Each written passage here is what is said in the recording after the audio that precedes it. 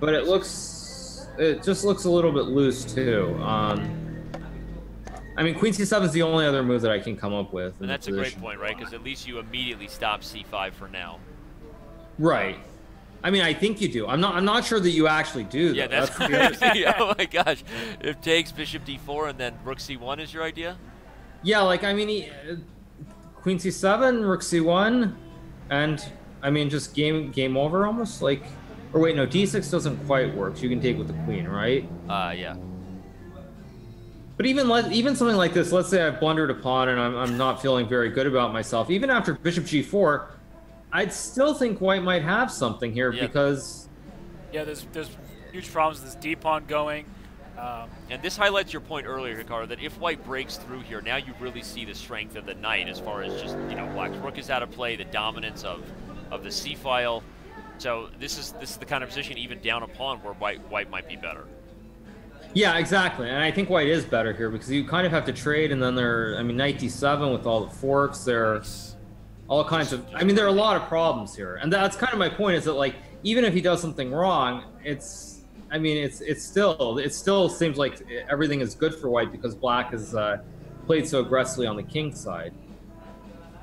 Yeah, I mean, I would say, and this could just be my speculation, Hikaru, that in general, these types of positions, like the dynamic is favorable to Carlsen. Would you agree with that? But of course, if the position is bad, it's just bad. So that's not a good starting point for him. Well, I mean, I think the bigger problem is that this is also, this is what Fabiano excels at, is positions where there are just a handful of ideas to calculate. And there are no pawn breaks for black, really. There's g4, but otherwise it's all about pure calculation. And that's why I think playing this knight d5 line was quite brilliant, because it gets into a structure where white's ideas are very simple. And all you have to do is look at the ideas and basically calculate a handful of moves, and that's what Fabiano is great at. So I mean, if I think Magnus is in a lot of trouble here. I really do, and I think bishop f6 is the only.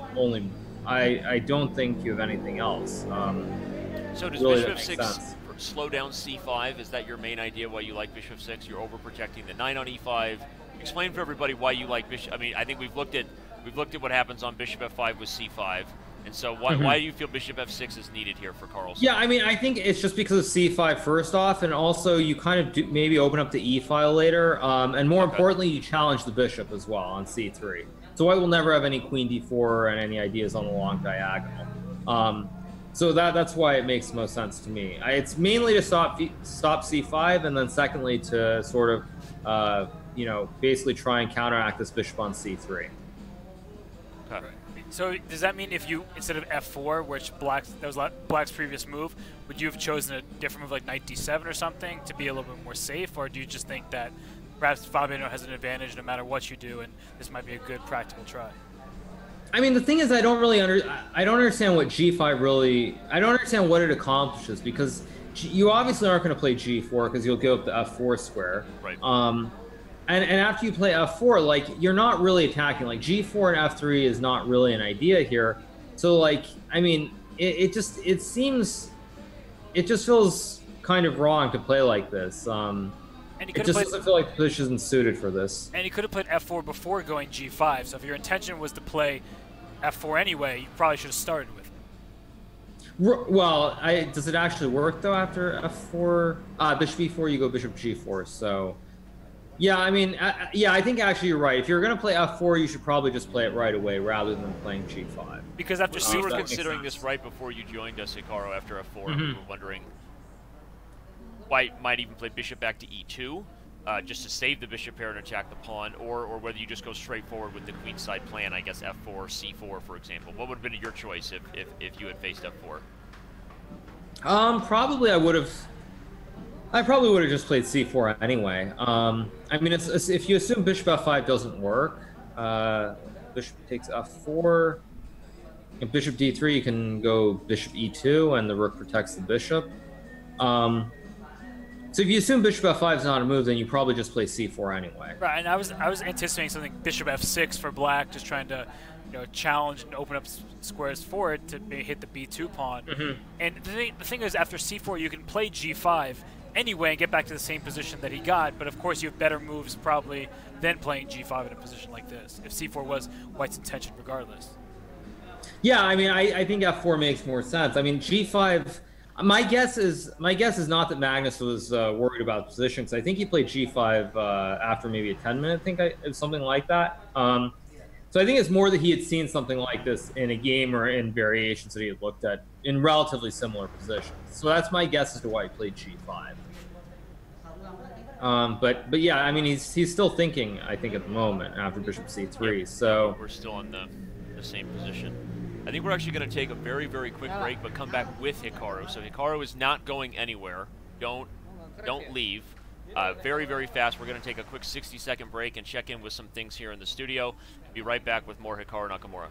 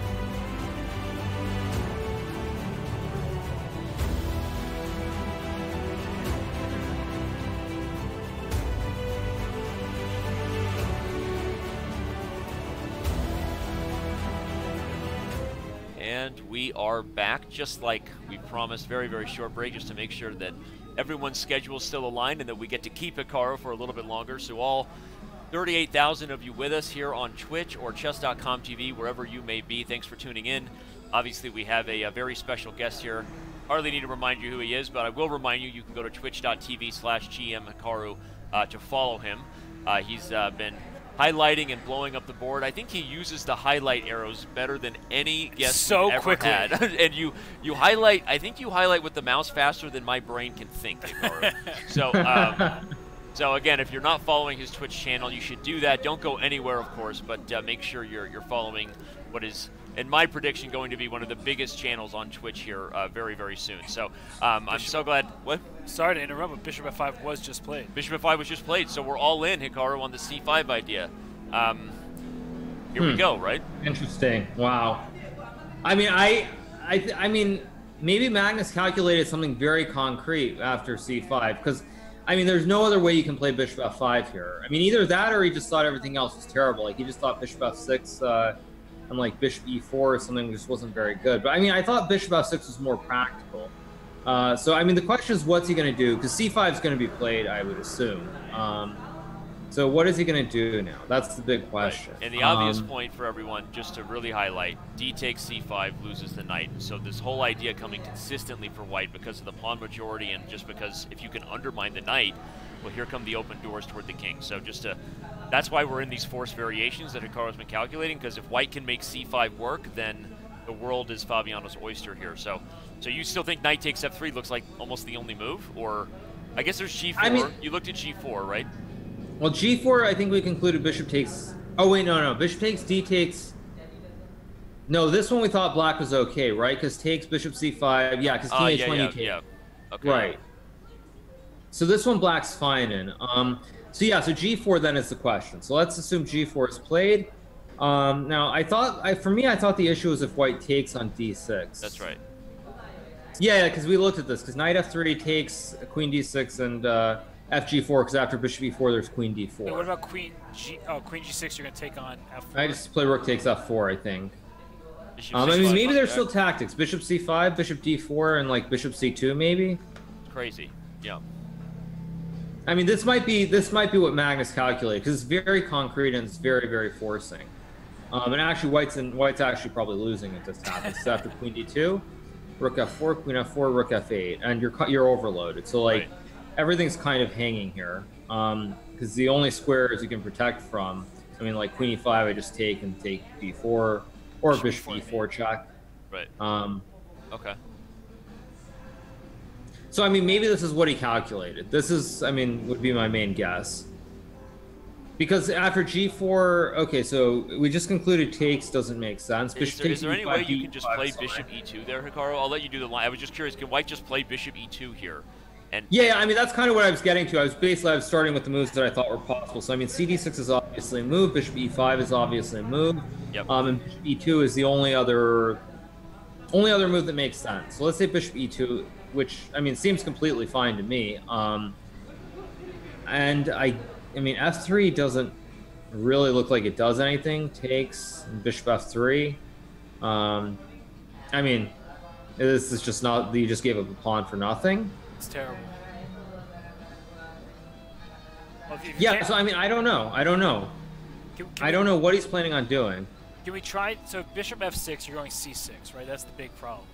And is there a way to maybe try to go queen c7 there, or does that not in time to even? Well, I guess the question is, what are you playing for? So like, I mean, I assume you're just putting the queen in front of the pawn. You don't intend to actually take on c6. I would like to eventually, but I don't see how I'm going to possibly do that. So let's say I play like rook c1, I guess, something. So I guess at what moment can I go g4 and then take the pawn? Or is there no... Well, if you go g4, I'm always going to just take on e5. Right. And now g4 hangs, and now everything just collapses really fast. So I can't go g4. That's unfortunate. So can I... I mean, the move that I would think you try is rook e8, but again, I don't know, because now you give me like bishop h5 maybe? Or even, you know, even here, if I want to be a positional genius, let's just say I take on e5, bishop e5, and play bishop g4. Is there bishop take g4 and bishop d4 check somehow?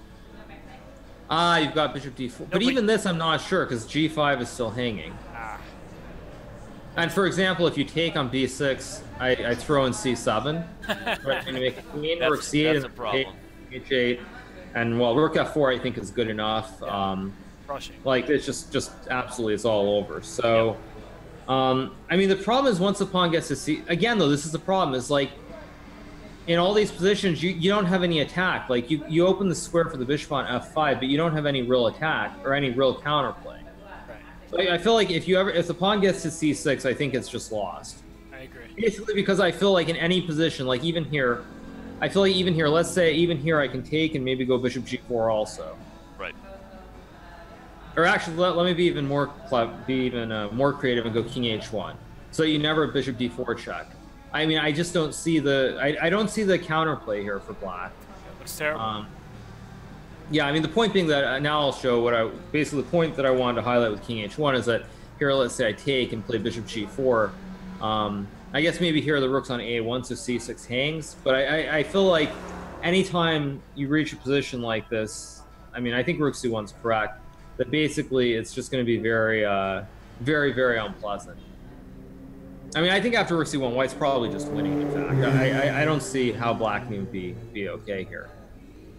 Yeah, at this point, with the pawn on c6, there's not even options like sliding the queen over. I mean, I guess c7 is just being punched through. There's just no way Magnus could go for a position like this and try to sit, right? It's either now or never. Black has to make things like g4 work, or it's over. Yeah, exactly, yeah. So, I mean, I think c5, I mean, I would play c5. I mean, if I was Fabiano, I would play c5. I mean, more on intuition than anything. I mean, I guess the question is Fabiano going to overthink it here, or maybe see this line with knight f3 takes, and maybe see queen d6, rook d1, queen c6, and not see a forced win, and then bail out and not play this.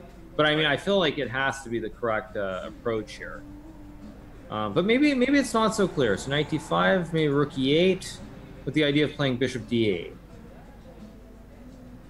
This is the only thing that I can see that makes sense. Yeah, the queen on c6 is super strong because it can swing to g6 at any moment if you start. Right, and I mean the bishop's on c3, so you can never really do anything on this diagonal. So this is probably what he's seen, is my guess. But let's see. So d takes c5. But you know, even here, I would still be very worried about even something. Like rook very like A1. basic, like rook ae1. Yeah, just I don't even care that I'm down a pawn, because I can always put the knight on c4. Right. And Black although is bishop still f6. Black is just so overextended on the king side. I mean, okay, we can't get the queen in immediately.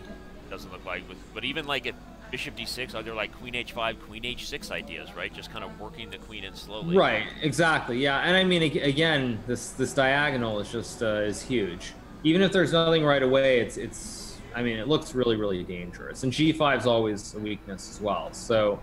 Well, Hikaru, you just mentioned that if we're back into the live position, that you wonder maybe Fabiano might overthink it, right? But there's a difference between. What would you say the difference is in terms of how you approach positions that are going to require a lot of concrete calculation in long time controls where you have the time to think about it, for example, versus like speed chess, right? Where, okay, you have to have a feel for the fact that c5 just seems like the principled move that's definitely increasing White's tactics. I mean, talk about that. You're obviously playing in the Speed Chess Championship coming up here after the World Chess Championship against Levon Aronian, and I think you're an expert at all time control. So what would you say is the danger of overthinking it when you have so much time that you just don't just trust your intuition and just push c5? Well, I mean, I think frankly that's why Fabiano is not very good at blitz and rapid. I mean, the fact is that what Fabiano is really good at is he's very good at deep calculation, where he can calculate all the moves and ideas and the alternatives to them. Whereas in blitz, it's purely about intuition and what moves come naturally, which is why I feel like with Fabiano, he doesn't have that natural intuition, that natural feel, and that's the main reason he's not as good at blitz and rapid as most of the other top players. However, like looking at the actual position, I mean, I think the thing is that in a slow game, I mean, disregard this is the World Championship match, but the fact that this is a slow game, I think you want to make sure a move works, because in blitz you can just play a move like c5 and you can sort of assume that they're going to be resources. Like, you might not calculate it to the end, but you figure they're resources. It can't be that bad. And the difference is that in a slow game, if you play a move like c5 and it turns out you just lose a pawn, your opponent's also going to have a lot of time to figure it out, even if the position is messy. And that's really the big difference in general, is that if a position is very messy, but you know objectively it could be okay or better for your opponent. In blitz, that doesn't actually matter as much. So like, let's say c5 doesn't work in this line like knight f3, queen f3, dc5. In a blitz game, you still figure, okay, the position's messy. I've got a diagonal. I've got a good knight. I can always put it on c4, and you go from there. That's the basic assumption. In a slow game, you're worried that, okay, but even if you have some counterplay, if your opponent finds all the right moves, you could end up just down a pawn and much worse. So that's the big difference between the two. Right, and on the flip side, in the live position, if you kind of get yourself in a little bit of hesitation, you play a move like b4, try and just continue with that plan, you also risk what you said earlier. In the Sicilian, if black isn't just completely losing, oftentimes if you get those few moves necessary, you actually get the development you need and the counter-attacking chances that are required in a position like this. So b4 is one of those moves that you're saying, if you're not certain, you play it, but then at the same time you give black the time to regroup and kind of fix his position as well. Yeah, so I mean, it feels very, very dangerous. But I mean, the thing is here, Fabiano is up on the clock, and this really is his opportunity. I think if he doesn't win today, I think he's going to lose the match, because I really don't see him getting an opportunity quite like he has today. So I think it's very critical that he comes up with he finds the best moves here, because this is really, it's not just that the position's good. Sure, he had that great position in game 6 that probably he should have won. But I mean, the fact is here, it's not just that he has a good position, but it's very much in his style. I mean, this is completely his style, where it's pure calculation. So, I mean, I think this is his big opportunity to win the match, basically. Right. Well, in a hypothetical world, let's say a hypothetical world where Fabiano doesn't play c5, is there any other approach you feel like is an advantage, or you believe what Robert's saying, that black is 1 or 2 moves away right now from regrouping, let's say if b4 was played? Yeah, b4 is played. I mean, I think black should be... I mean, bishop f6 probably. I mean, again, though, there's still maybe c5. No, but then there's knight f3 and queen f3. Yeah, f3. there's knight f3, because I guess, yeah, rook f3, bishop g4. But and if I take with the queen, I think... G4, you can take F6 in intermezzo, right? If rook F3, bishop G4? No, I was saying if queen takes, and then pawn G4, you can take F6 first. Right, yeah, you can do that, of course. Yeah, you're right about that. So, I mean, but here now maybe there's G4, because now your rook is hanging at the end as well. Like bishop E5, right. Bishop G4. But even this, again, I still don't know, like, I mean, what to make of this. Right. Because this rook on B8's bad, but I suspect black has enough resources here after takes, like, maybe queen G5. Yeah, and then the rook starts to come into F or E file for B8, maybe. But I mean, still C6. It's still, I mean, it's still not clear at all that black's, I mean, not just in trouble. So, I mean, I'm not sure. I'm still not sure about this. But, I mean, I don't see. I mean, to me, it seems like C5 just seems so natural. It's really begging to be played. But if you don't play C5, I mean, rook E1, bishop F6. Again, I mean, it feels like all roads lead to C5. Like even here, you still want to play C5. Yeah, so, right. I mean, it just seems to me like you should just play it right here. Okay, so if C5, I guess I want to go back to that queen C7 line a little bit. It may just be terrible for black, but I really don't like getting my king ripped open with these knight F3 lines. So if we start with bishop F6 instead of queen C7, sorry. Okay, yeah, bishop F6, right. And I was going to play C6. Yeah, so queen C7. And rook C1. And let's say I just go rook B to E8. Like, I don't want you to take on B7, but I'm much happier with you taking on B7 than me taking on C6 at some point. Agreed, absolutely. Now I think I'll just go king H1. Okay, let's say go rook E7. Right, but now you gave me what I wanted. Now I'm going to take. And then bishop G4. And bishop G4. I mean, that was kind of my point, is that like there's so few ideas here for white that it's very hard for Fabiano to go wrong, because you just calculate. You just figure, okay, there are these ideas with like takes and bishop G4 or like C5, C6.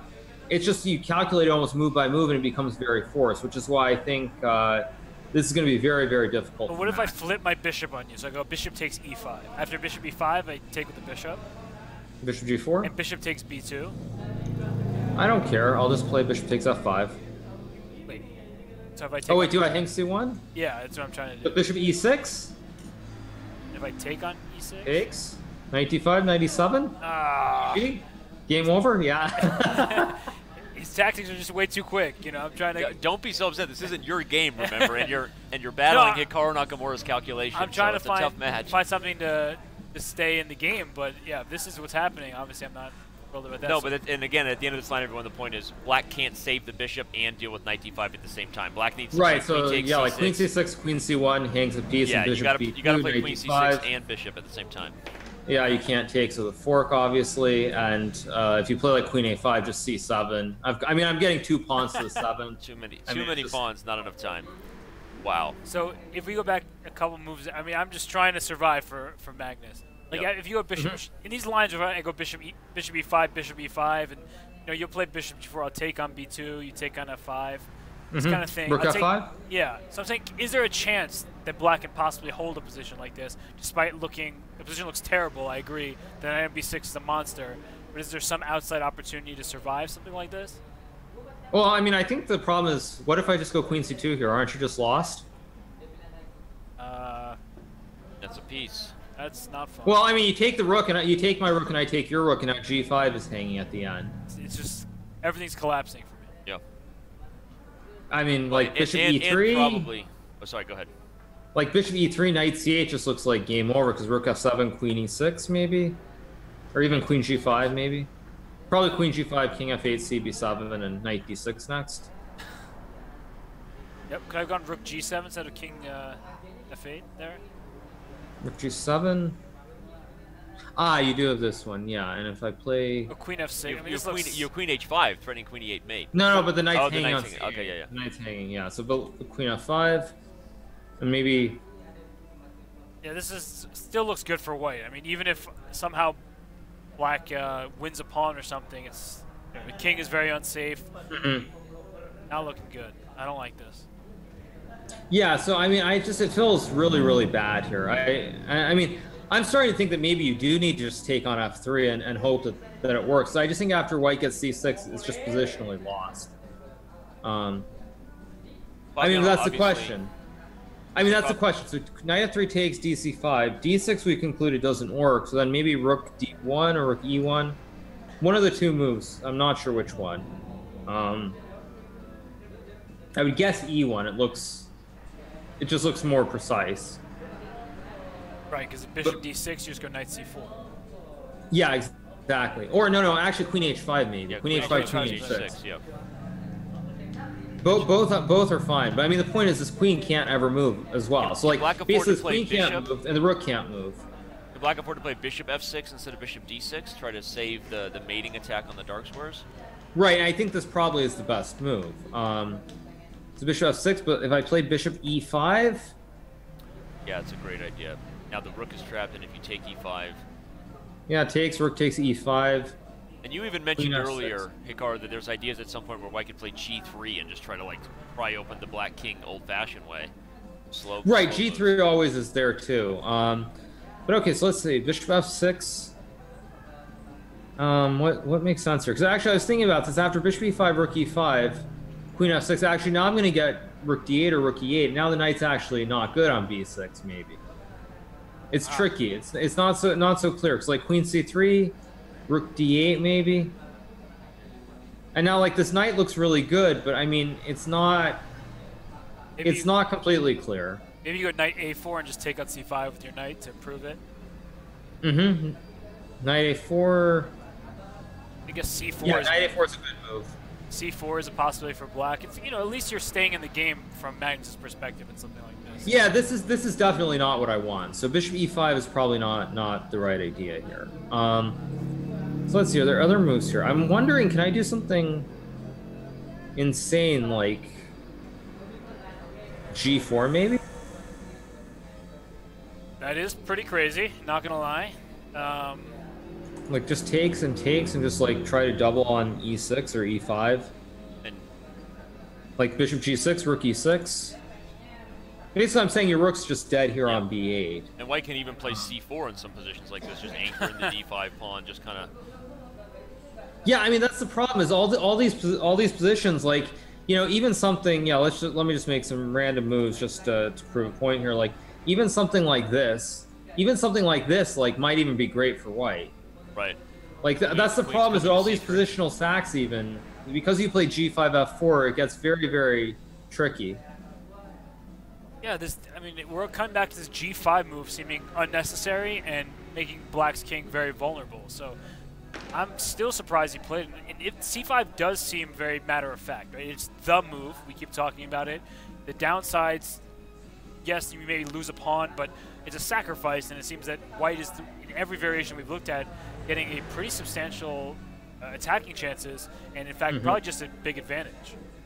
Yep. Yeah, I mean, I feel like he should play c5, just because, I mean, no other moves really make sense to me. Like, as I was pointing out, it feels like even when you play rook e1 or you play b4, the whole point is to play c5. So it doesn't really, I mean, the only one that I can see that makes more sense maybe play rook e1, bishop f6, c5.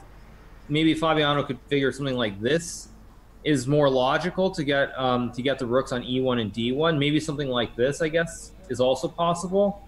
But this is the only other setup that I see that makes any sense besides playing c5 right away. Right.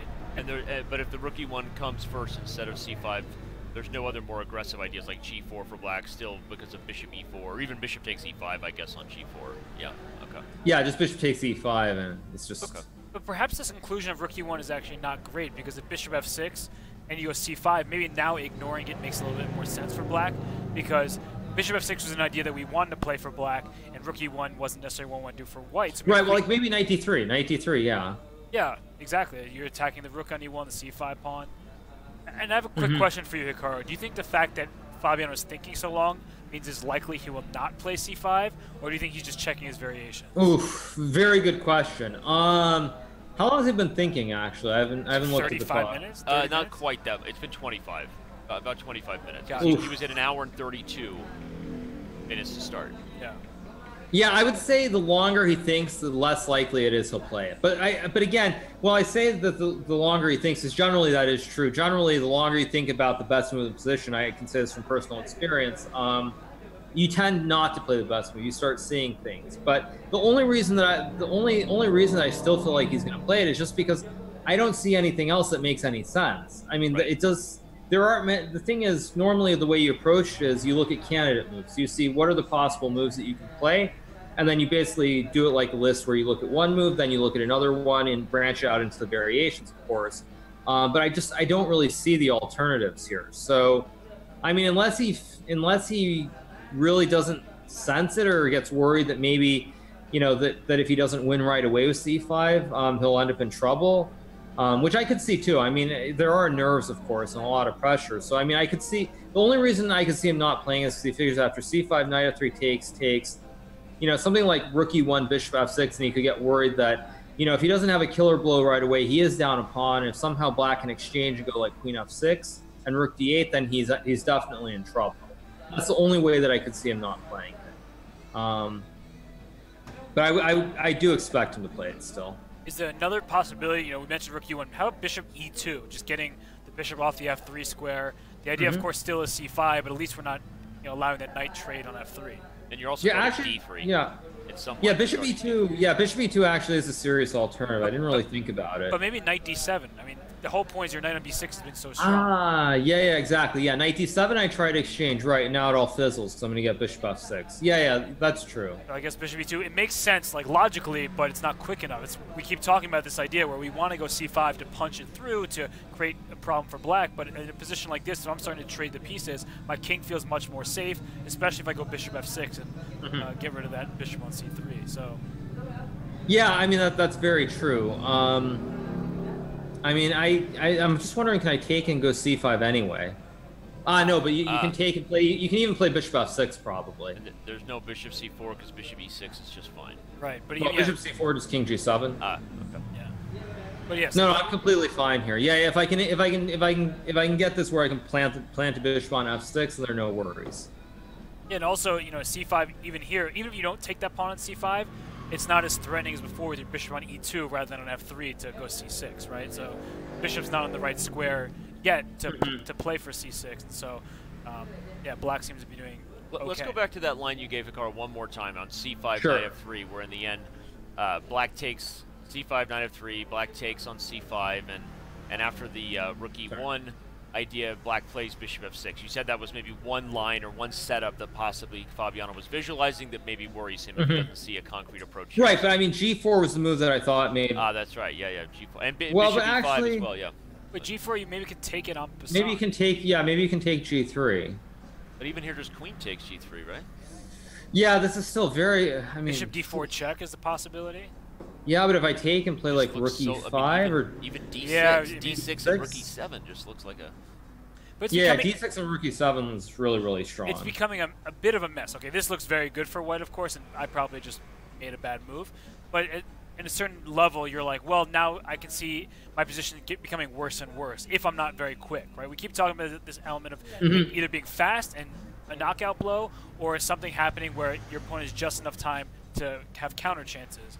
And in a position like this, it's not like white's king is the most safe king either. Of course, it's safer now, but perhaps there's something I can do to... Well, Hikaru, you highlighted that you feel like in this sort of concrete, this is sort of what Fabiano wants, right? Well, this is what he wants, but mind you, having said that, like, this isn't concrete to the point where you know you're winning. That's the thing. So, I mean, that's the thing. It's like one of those things where if you play it and you're just a little bit worried that maybe long-term, like after g4, maybe you're worried, like, that I just go, like, bishop c8 or something, or bishop d7. And you just get a little bit worried that maybe you're going to end up worse. Like, to give you an example... Maybe like bishop e5 takes. Actually, no, queen. I mean, no, this is just terrible. So I can't even do it. Yeah, but I mean, this is just so bad. I mean, I agree with you. But at the same time, ugh. Well, I also thought the initial idea. I just love that. The initial idea you also suggested instead of g4, just bishop e5 straight up, right? Would also be a way to go for this line without kind of maybe that risk if you're worried about g4. Which one? In that same line, after c5, knight f3, queen f3, take c5, rook e1, bishop f6, just bishop e5 right away. After rook e1, bishop f6, bishop e5. Well, but I mean, I thought the problem here is that I can take and go like queen f6 maybe. Okay. And then rook e1, rook d8. And I mean, I think white's still better, but it's starting to get away a little bit because it's not so clear. You're not getting the pawn to like d7, and everything's kind of protected here on the king side. I was thinking you still had queen c3 in a position like this with c5 falling. No, I mean you do have queen c3 in a position like this, but you know, if I just put like bishop g6 here, I'm gonna go f3 next move. Okay, so counterplay. Yeah. I get it. Okay. Like I mean, I suspect white is still better here, but it's not as clean anymore. And I guess if you think that your position is better, pretty much no matter what you do, if you're Fabiano, you start trading off pieces in a where maybe make it black's job easier to hold. Where let's say you trade queens off the board and you're down a pawn, but they're good drawing chances, just in a theoretical sense. You might want to keep more pieces on the board and try to play for an attack. But c5 really feels like you have to play that. Well, while we have everybody, I want to take a moment. We've been knee deep here and all the announcements. I want to remind everybody where we are, who we are. Obviously, you know, Hikaru Nakamura is with us right there, and you can follow him on Twitter, of course, but we've also been highlighting just how active he's been on Twitch. Of course, you can head over and follow him at twitch.tv/GMHikaru, and you should do that before you do anything else today. Get your priorities straight. Hikaru has been with us now for about an hour, just diving deep into this stuff. I think we're obviously going to create some kind of highlight for it afterwards, so if you missed it, don't worry. We'll make it easy for you to find it. Maybe even throw it on his YouTube channel, which we should also highlight, is youtube.com/GMHikaru. So, Hikaru, this is amazing. I do want to say one more thing. We hyped that you're playing in the SCC. I wanted to also highlight that you'll be playing again in the Pro Chess League. We had an official Pro Chess League day a few days ago, and you're going to be playing for the Seattle Sluggers. You're kind of a team that is kind of like your home base team. You played for them long ago when the U.S. Chess League was still a thing, and now playing for them again in the Pro Chess League. There you see them right there, everybody. Seattle Sluggers, one of the old school teams right there. Hikaru, again, it's rapid chess. It's not the long time controls here, but are you excited this year to play for the Sluggers and get back at the Pro Chess League? Yeah, I mean, I always look forward to playing in it. I feel like, you know, I played in it quite a few times back when it was the U.S. Chess League, and then I played for Seattle in the Pro Chess League last year. And I feel like Seattle was the one team where I felt it felt more important. It felt more interesting. I don't know why that was, but it just seemed like when I played for them, it was more meaningful, and so that's why even now, many years later, I continue to play for them. No, that makes sense. That's what we want to hear. The Seattle team. Yeah, no, I mean, that makes sense. I played for several teams. I mean, I also played for New York, but I mean, having lived in the Seattle area and also Pacific Northwest for several years back in the heyday, it's more special, and I tried to do my best to help them out, and I played pretty well last year. Unfortunately, it wasn't quite enough, but nonetheless, certainly, we have a great team, and hopefully we'll be in the finals, and I'll actually be playing this year. Or next year, I guess it would be like in San Francisco rather than just doing commentary. That's right. Well, Hikaru was with us at the Pro Chess League Finals live in San Francisco. But yeah, no, I think that's what you want to hear, because chess is such an individual sport where, I mean, you said that yourself, right? You joined me and Robert at the PCL Finals, and chess is a game where you got to kind of be in your own world, and sometimes that can be hard when you go through the ups and downs. But as you said, like playing for a team that you care about makes it really fun and gets that kind of an environment that every chess player dreams that they win a chess game and people immediately cheer for them, right? And that's kind of the team environment. I would say in a way, yes, but I would say at the same time, having said that, I think the same thing actually contributed to my very poor result in the Olympiad, in fact, because I felt that in the Olympiad, in a way, it was much different than playing 2 years ago, and that there actually was a lot of pressure and there were a lot of expectations, and for that reason, I don't think I played as well. So I think it can cut both ways, but certainly in regards to the Pro Chess League, I always enjoy playing for Seattle. I love those guys. They're awesome. Yeah. Well, a great thing to discuss real quick. And for those wondering about the Pro Chess League, you can go to twitch.tv/Pro Chess League. You can also follow them on Twitter, follow them on Facebook, all that stuff too. Just while we're all sitting here waiting for whether or not Fabiano's going to play the move Hikaru's been calling for, or whether he's overthinking this one. I would say, at this point now, I would be seriously concerned because he's thinking way too long. Right. He's thinking. I feel like it's got to be approaching like 40 minutes now. Yeah. There've been so few moves since I've been on, but my guess is that like if he doesn't play it within the next couple of minutes, he's not going to play it, just because he will have thought for so long. If he hasn't reached conclusion where he's happy or he feels happy with the result, then he's going to be like, okay, it doesn't quite work. I'm still better. I should keep the tension, and he'll go for something else. So I mean, if he doesn't do it within the next 5 minutes, I don't think he's going to play it. Yeah. Nerve-wracking if you're waiting for the most exciting variations. Thanks to everyone who's been with us. Sorry, funny comment from Chess Bay. The legendary troll of the show. While we're waiting for Fabiano to move, Chess Bay wants to play a game with Hikaru, but she's kidding. Anyway, but well, she'll get a chance later on anyway. Yeah. Are you going to be streaming later today? Yeah, I mean, I think I'll be playing the Arena Kings, which is at like 3 p.m. So I'll be playing that. I think it's Bullet, so I think I'm going to be playing that today. So I'll be on later today. I'll probably be streaming tomorrow as well. So pretty busy.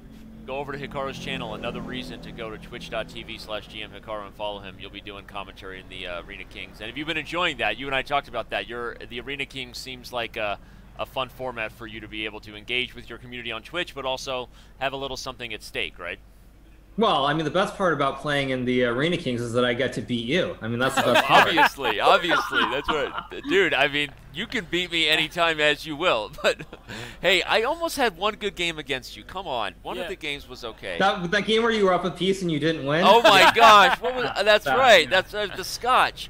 And you know what's so funny is when you first missed the intermezzo, I was with on D8. It was Bishop G5 check, I think. It was like Queen when D8, you first Bishop missed G5. it, I thought, oh, like he might just resign. But then instead, you started playing super fast, and I was like, crap, I'm gonna lose this game. He's gonna come back and beat me. So. And I was sitting right next. And it's even worse because I think you lost on the board. Like you were losing on the clock, but you actually lost on the board. It was the worst. It was the worst. So yeah, you did.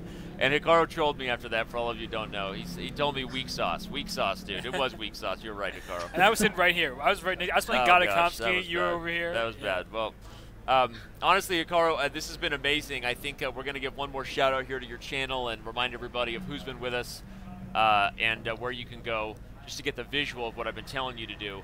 Definitely go do it. And Hikaru, you'll be here tomorrow, regardless of whether or not Fabiano finally moves C5 in the next few minutes, or he doesn't. You've definitely set the tone for where this game should go. Oh, tomorrow's the rest day. I'm sorry. So you'll be with us on the next game. Wednesday. Wednesday, yeah. Right. I'm sorry. Yeah. So Hikaru will be with us Wednesday.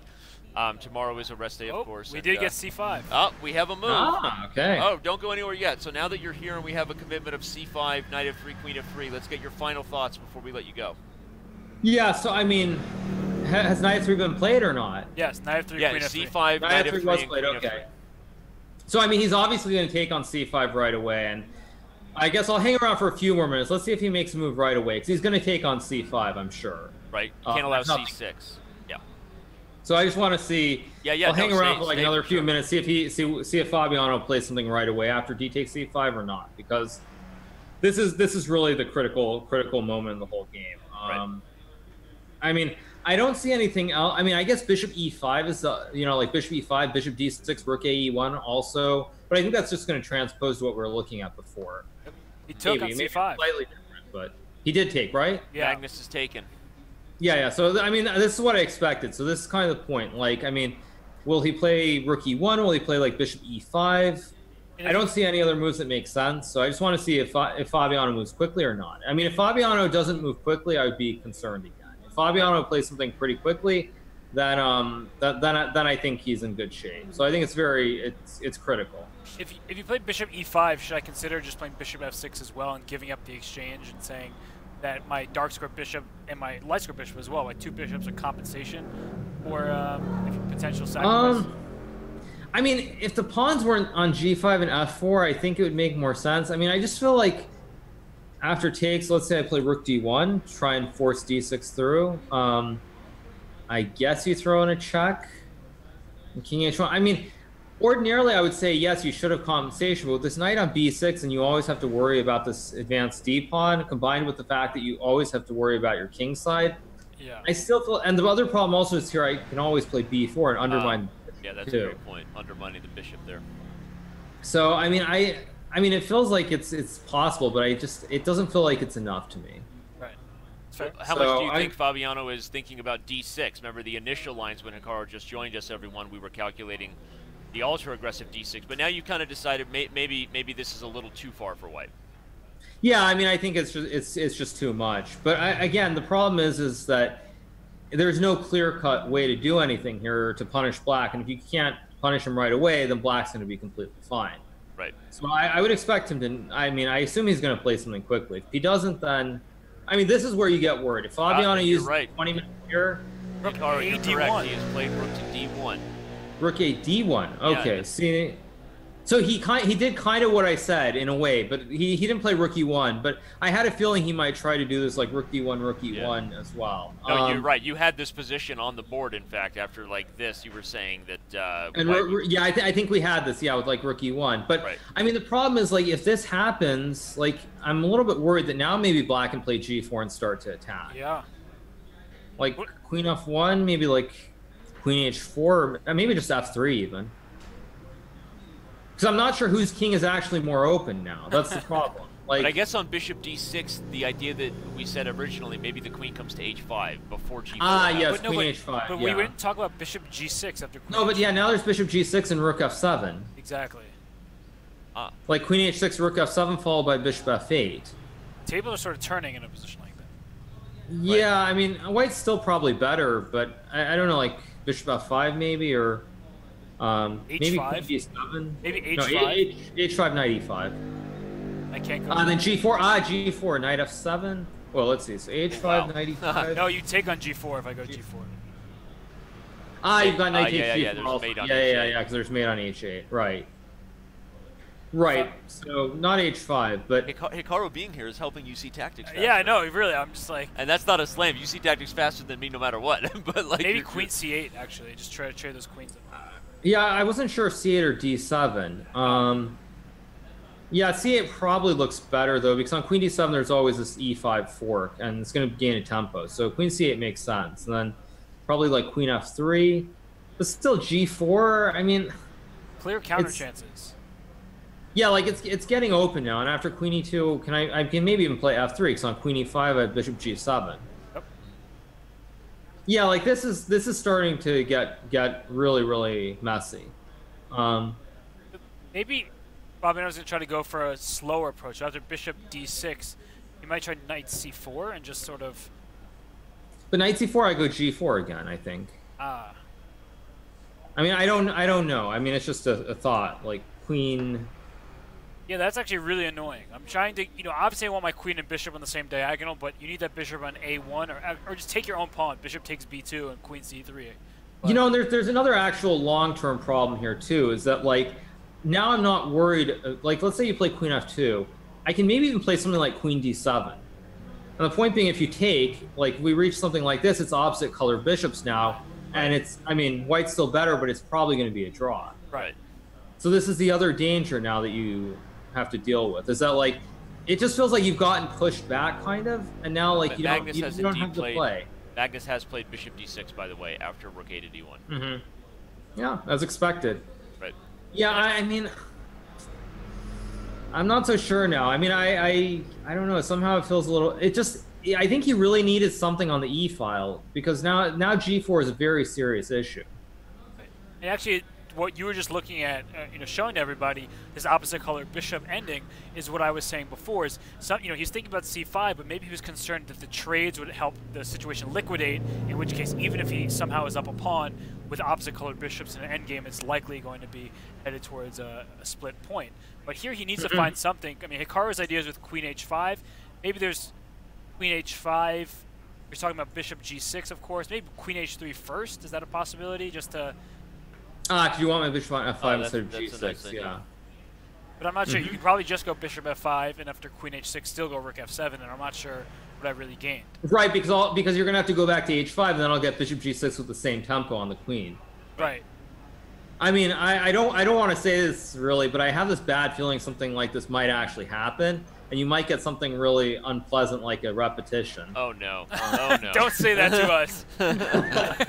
I'm just saying, I have a bad feeling something like that might happen now. I mean, especially if Fabiano gets way down on the clock here, because I mean this is again like the problem now that I don't like is that Fabiano is probably still better, but he has to find all the moves to like prove that he's still better. Right.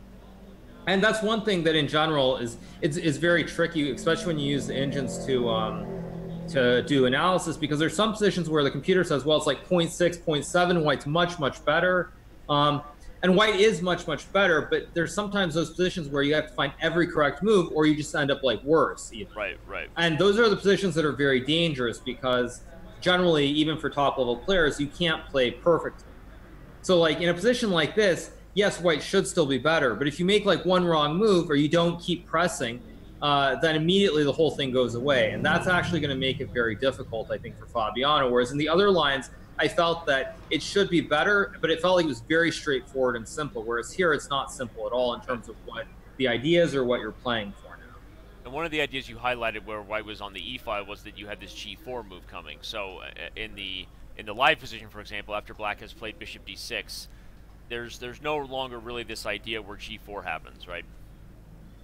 Right, but I'm trying to figure out. So let's see. So why wasn't this possible in this position? Is what I'm trying to figure out. Because the rook's on e1. That's why. Because like, if I play queen h5, rook f7, I think just knight c4, and white's just much better because the rook's just coming to e6, well, or you can play like bishop some e5. of these positions, the queen might come from h5 all the way back to d1 if need be, right? Yeah, but there's this very simple issue that I can take and play bishop e5. That's actually the reason I think. Okay, yeah, okay. So you don't have time to regroup. Yeah, I mean, I think why bishop d6 probably can't be played.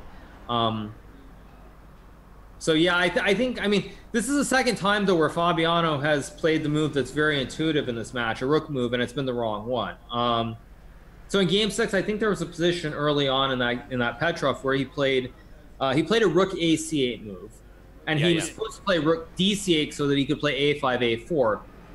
But of course, rook a8 was just a very natural human move. And again, here, I mean, rook d1 and rook fb1 is a very natural sort of, you want to put your rooks on the two best files, the rook behind the d pawn and the rook on the other open file being the e file. So, yeah, I mean, I don't know. It's tricky. Obviously, there's a lot of pressure on both of them, but it feels to me like it's starting to drift a little bit. To play devil's advocate for a second here, you know, I definitely think this, you know, black can pick up steam with these g4 ideas. But like, let's say this knight c4 move, we're talking about g4 for black, and then let's say white plays queen f2. I'm just trying to figure out if you've sort of committed yourself too much as well on the king side for black. That, I mean, I liked your idea that even if knight takes d6, you can take back. But maybe I'll just prepare knight takes d6. Okay, I'll go for me. I'll play g3. Okay, so queen. Hikaru's all queen in. f3, He smells I guess. blood. Yeah. Maybe queen e2 is better, but I don't know. No, queen e2 might allow rook e8. Queen f3 looks correct. Just wondering if I can do something with like queen h4.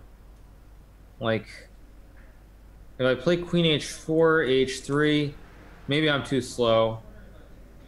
But maybe, probably I'm too slow. Maybe what you said before, Hikaru, with after in that position after queen h4, h3, maybe you just go rook b to d8 and sort of offer some exchanges. Oops. Yeah, actually, yeah, that's a good point. So queen h4, h3, rook b d8. Yeah, that's logical falls. too. And f4 can fall, but you have to exchange, get an opposite color bishop's position to take my f4. Yeah, actually, that makes a lot of sense. And that's kind of the issues. Like here, there aren't many targets. So like in this position, you've got the good knight. So you would like to push the pawn down to like d6 specifically and gain more space, but you can't do that. Everything's kind of solid here. So, and if you don't take on d6, it's a little bit. It feels like a move like bishop e5 here for white. Yeah, or take on d6 and bishop e5 as well. It's still looking very nice. I was trying to keep the knight on the board because Hikaru was highlighting that. I mean, if I could play bishop e5 without trading, I wonder if maybe I should. Yeah, I mean, that makes sense. I mean, g3 probably is too much. So, so if you play like, so this is knight c4. What if I just play queen d7 threatening bishop g4 though? Because now if you go h3, I will go g4, I think. Yes. Maybe queen h5 again? Oh, right, queen h5. Whoops. Yeah, I just missed that. Yeah. No, you're right. So sorry, it's bad. So maybe g4, queen f2, f3, and just try to open up the position more and say that, you know, whose king is really going to be safer? Right, that makes sense too. So let's say, okay, I have to take on f3. Can I go bishop f4 now and just try to keep my bishop? Bishop f4, interesting. c5 falls and then have queen d4. Yeah, but queen c5... queen g5 maybe? Or do you want to make a draw? Oh man, classic Hikaru, dwindling me. I mean, that's one thing. I mean, even queen h4 looks kind of. I mean, b3. I don't know. Wait, he went h3. Wait, what? He went H3, and it will be updated to say, yeah, H3. Hikaru's face. Why? That was your reaction. There was priceless. What is he? He's obviously doesn't want G4, so he's just saying. No, but that cannot. Wait, what if I go Queen E8 to stop your queen from going to H5 and threaten Bishop E4, Queen E3 check, and your Queen E8 looks like a very good move. And then the queen comes to B5 on rook E1. Or maybe G6. I'm not sure which side of the board I want to play on. Probably G6. No, I don't like this at all, actually. Because if rook E1, queen G6, I mean, what G4 is coming. No, he's done something wrong. No, this does not feel right, actually. Yeah. I mean, I don't comprehend it. Well, it started with this rook D1 thing because we're on the E file, but now H3 is assigned. This is starting to go the wrong. I mean, this is kind of what I was saying. The problem is like you don't have one idea anymore. It's not straightforward. You're not playing for like C5, C6. It's like you're looking now. It's like, do I go knight C4? Am I playing rook E1? I mean, where exactly am I going with? Queen E8 he played immediately. Immediately played Queen E8. Very, very excited. This is a very bad sign for Fabiano.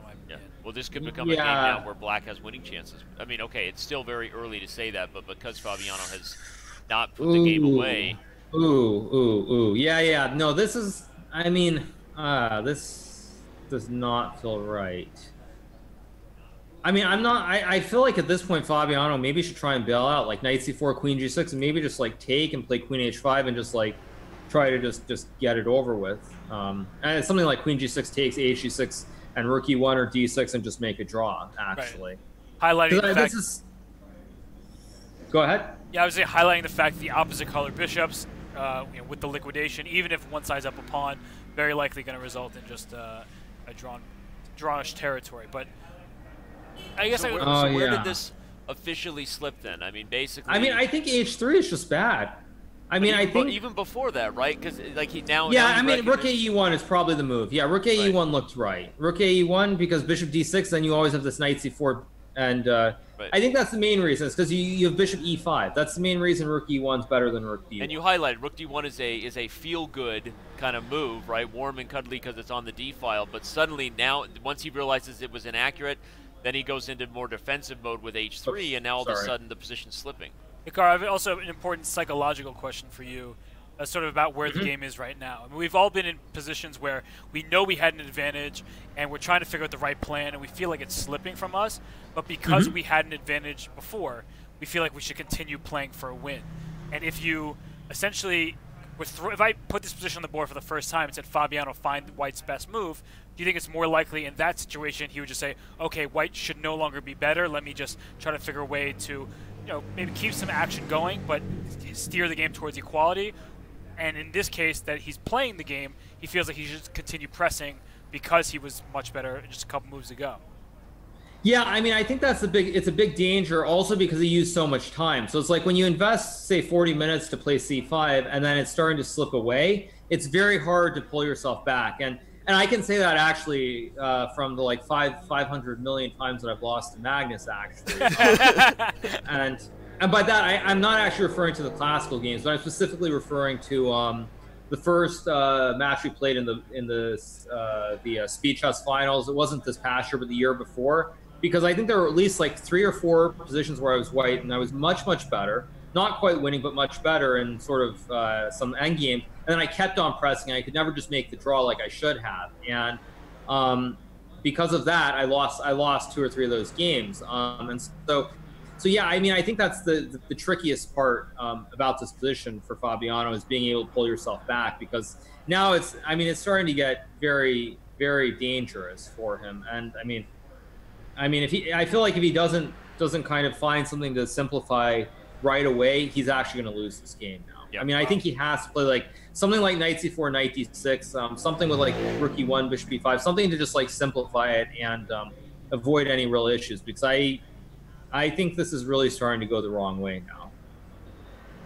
Yeah, and you could almost feel how happy Magnus was to get the queen on e8 based on how quickly he played it, right? Obviously, we're not there, and I don't see what he looks like, but it felt that way given that h3 was so quickly met with queen e8. Hikaru, we're going to keep you if that's okay. I mean, honestly, you're crushing it. I thought about one other thing here. Yeah. Or go ahead. Say what I was going to say, Yvonne's schedule has kind of changed a little bit, and she may not be able to join us based on her her studies there in Oxford. So go ahead and finish your point. I think we'll take another quick break and then come back with you again. Sure. So what were you going to say? Yeah, I was gonna say, I was wondering, can White play rook e1, queen g6, and maybe rook e6? I assume it doesn't work, but I was just trying to think of something. I mean, like takes d6, queen e6, and now I don't know if rook e1 maybe, or queen h5. I'm just wondering if there's something here for White. Let's say I play rook e1, queen f5, and maybe like, I don't know, knight c4. Probably just rook d8 though, because I can always just take and block maybe.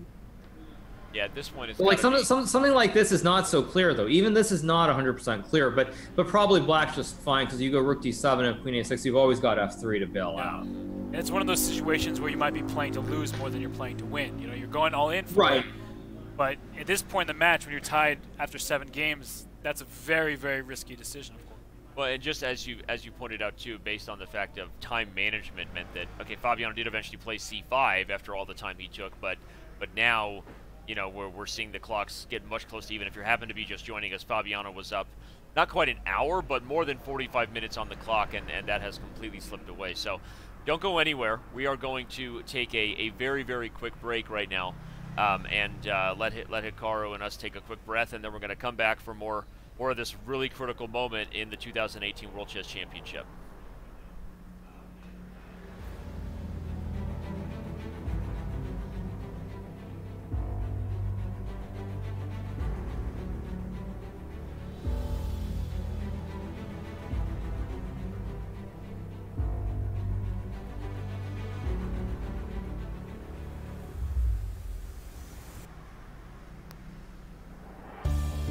Chess.com is about playing.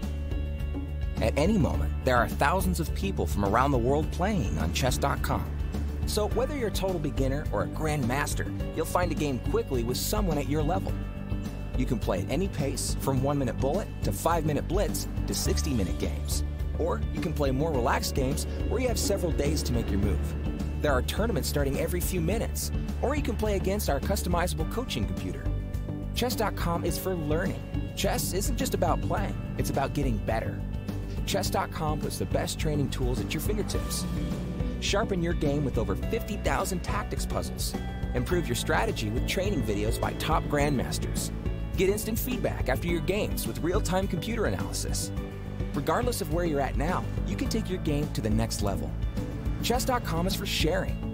Join the community where you can discuss chess ideas in the forums and follow the latest chess news. Or join a club with friends and play in a league against other clubs. You can find all this in your browser at home and at work, or on the go with your phone or tablet. Signing up is free and easy. So what are you waiting for? Enjoy your game.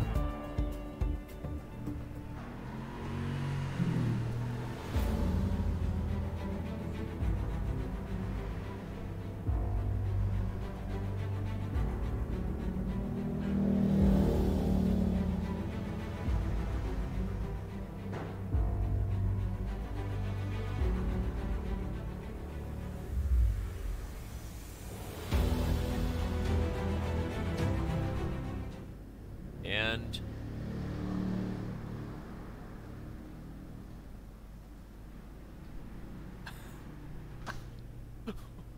that was amazing. World, that was completely taking us by surprise. Our producer, the man steering the ship deep into wherever they go. What do they say in Star Trek? The next boy. I'm letting you. Next frontier. Look at that, Hikaru. Hikaru's all over it. Well, the man of the hour, the man of the day, Grandmaster Hikaru Nakamura has been with us now through these several critical moves that we have had here between Fabiano Caruana and Magnus Carlsen, but all indications seem to be that perhaps Fabiano not only missing maybe the most accurate approach here, but also missing his opportunity to keep Magnus under the practical pressure Hikaru is now. He's no longer even up on the clock. This is why Magnus is so annoying to play against him, because there are plenty of times where he'll make some bad moves and he'll get these really bad positions, and it's like, you know, you're thinking, you know, why is this guy so good? How is he the world champion? But then suddenly But then, like, suddenly out of nowhere, he'll just start, like, playing all the best moves. And it's very strange. It's like, okay, I mean, he's just played these bad moves. He's gotten this terrible position. And then suddenly he just starts finding all the best moves. And it's just very upsetting, frankly, because you think, you've just gotten this great position. You've outplayed him. It's all good. And then suddenly he just starts playing these great moves like nothing happened before. So, I mean, that's his biggest strength, is the fact that when he gets these bad positions, he just somehow finds the best moves, regardless. I mean, he just starts playing these great moves. Like, somehow the last, like, 5, 6, not 5, but, like, the last, like, 3 or 4 moves, he just started playing them right away. And they are all the best moves, too. And it's just like, what happened exactly? Because, he obviously was worse. He was under pressure. And now all of a sudden it's just shifted. It's, like 180. You've gone the exact other way now.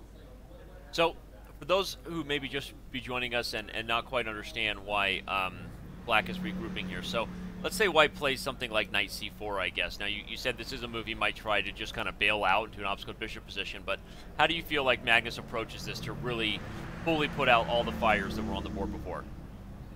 I mean, you mean how did he get here? No, I'm saying how do you think he goes from here? Let's say White plays Knight C4. I mean, I don't even think he's worse here, actually. Okay. I don't think he's even worse here.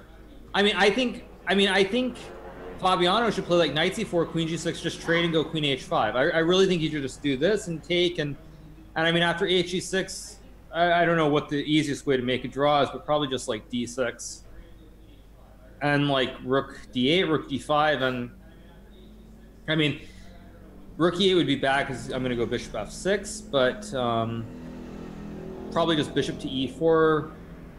I guess Rook C5, Rook D6, Rook G5, and I mean, or the other way too, like Rook G5, Rook D6, Rook C5, and just make a draw. Because I don't see anything better here for White at this point. Yeah.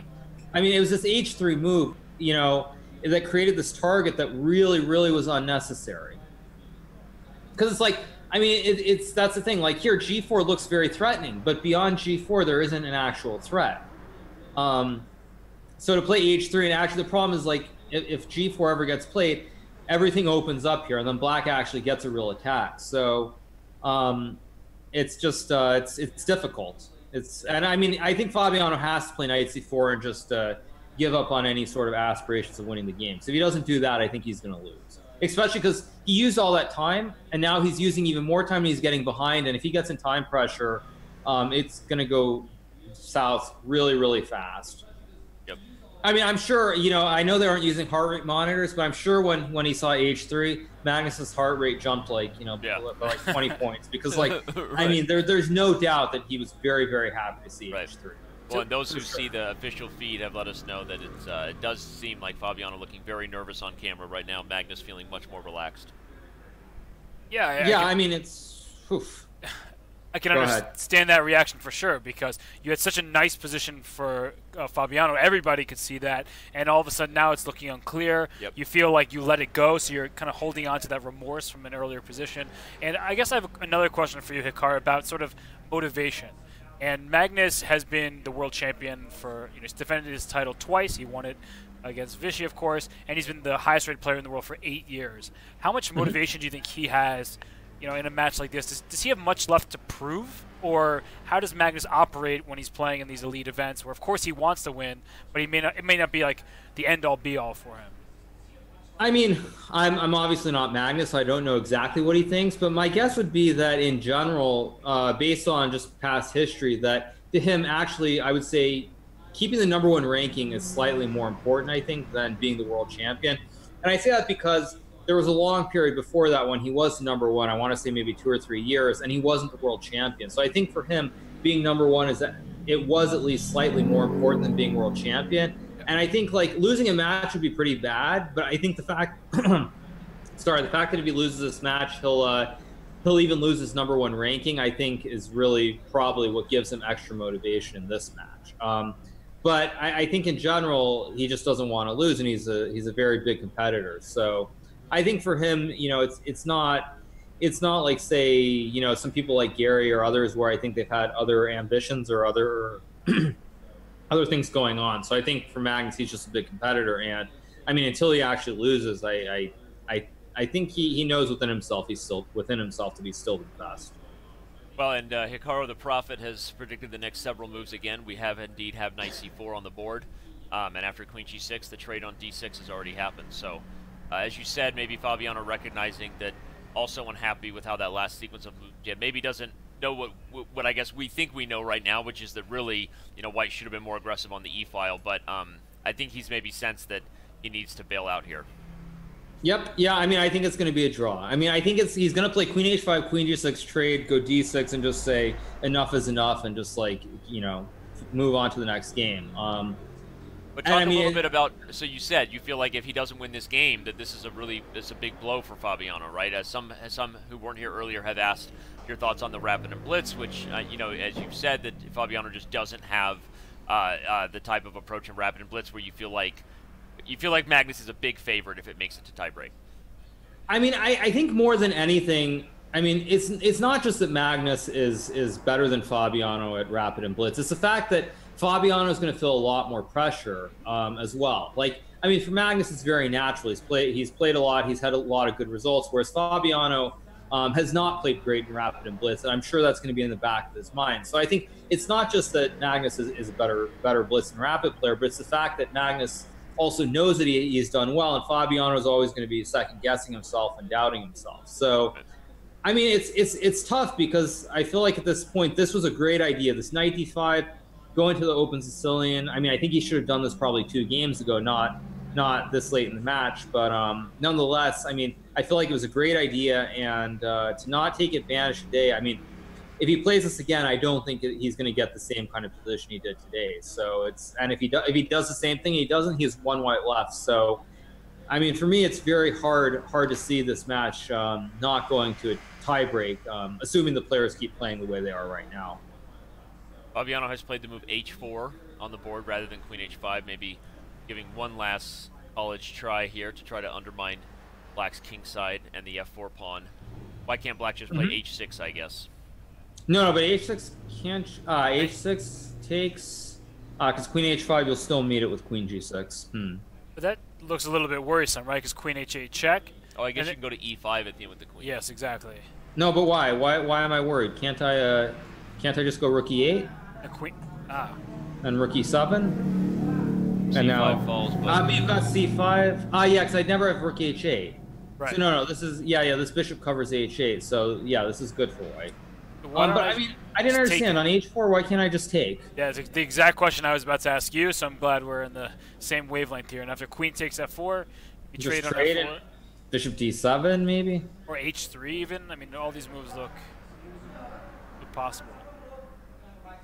I mean, I don't know. Or actually, wait, on rook f4.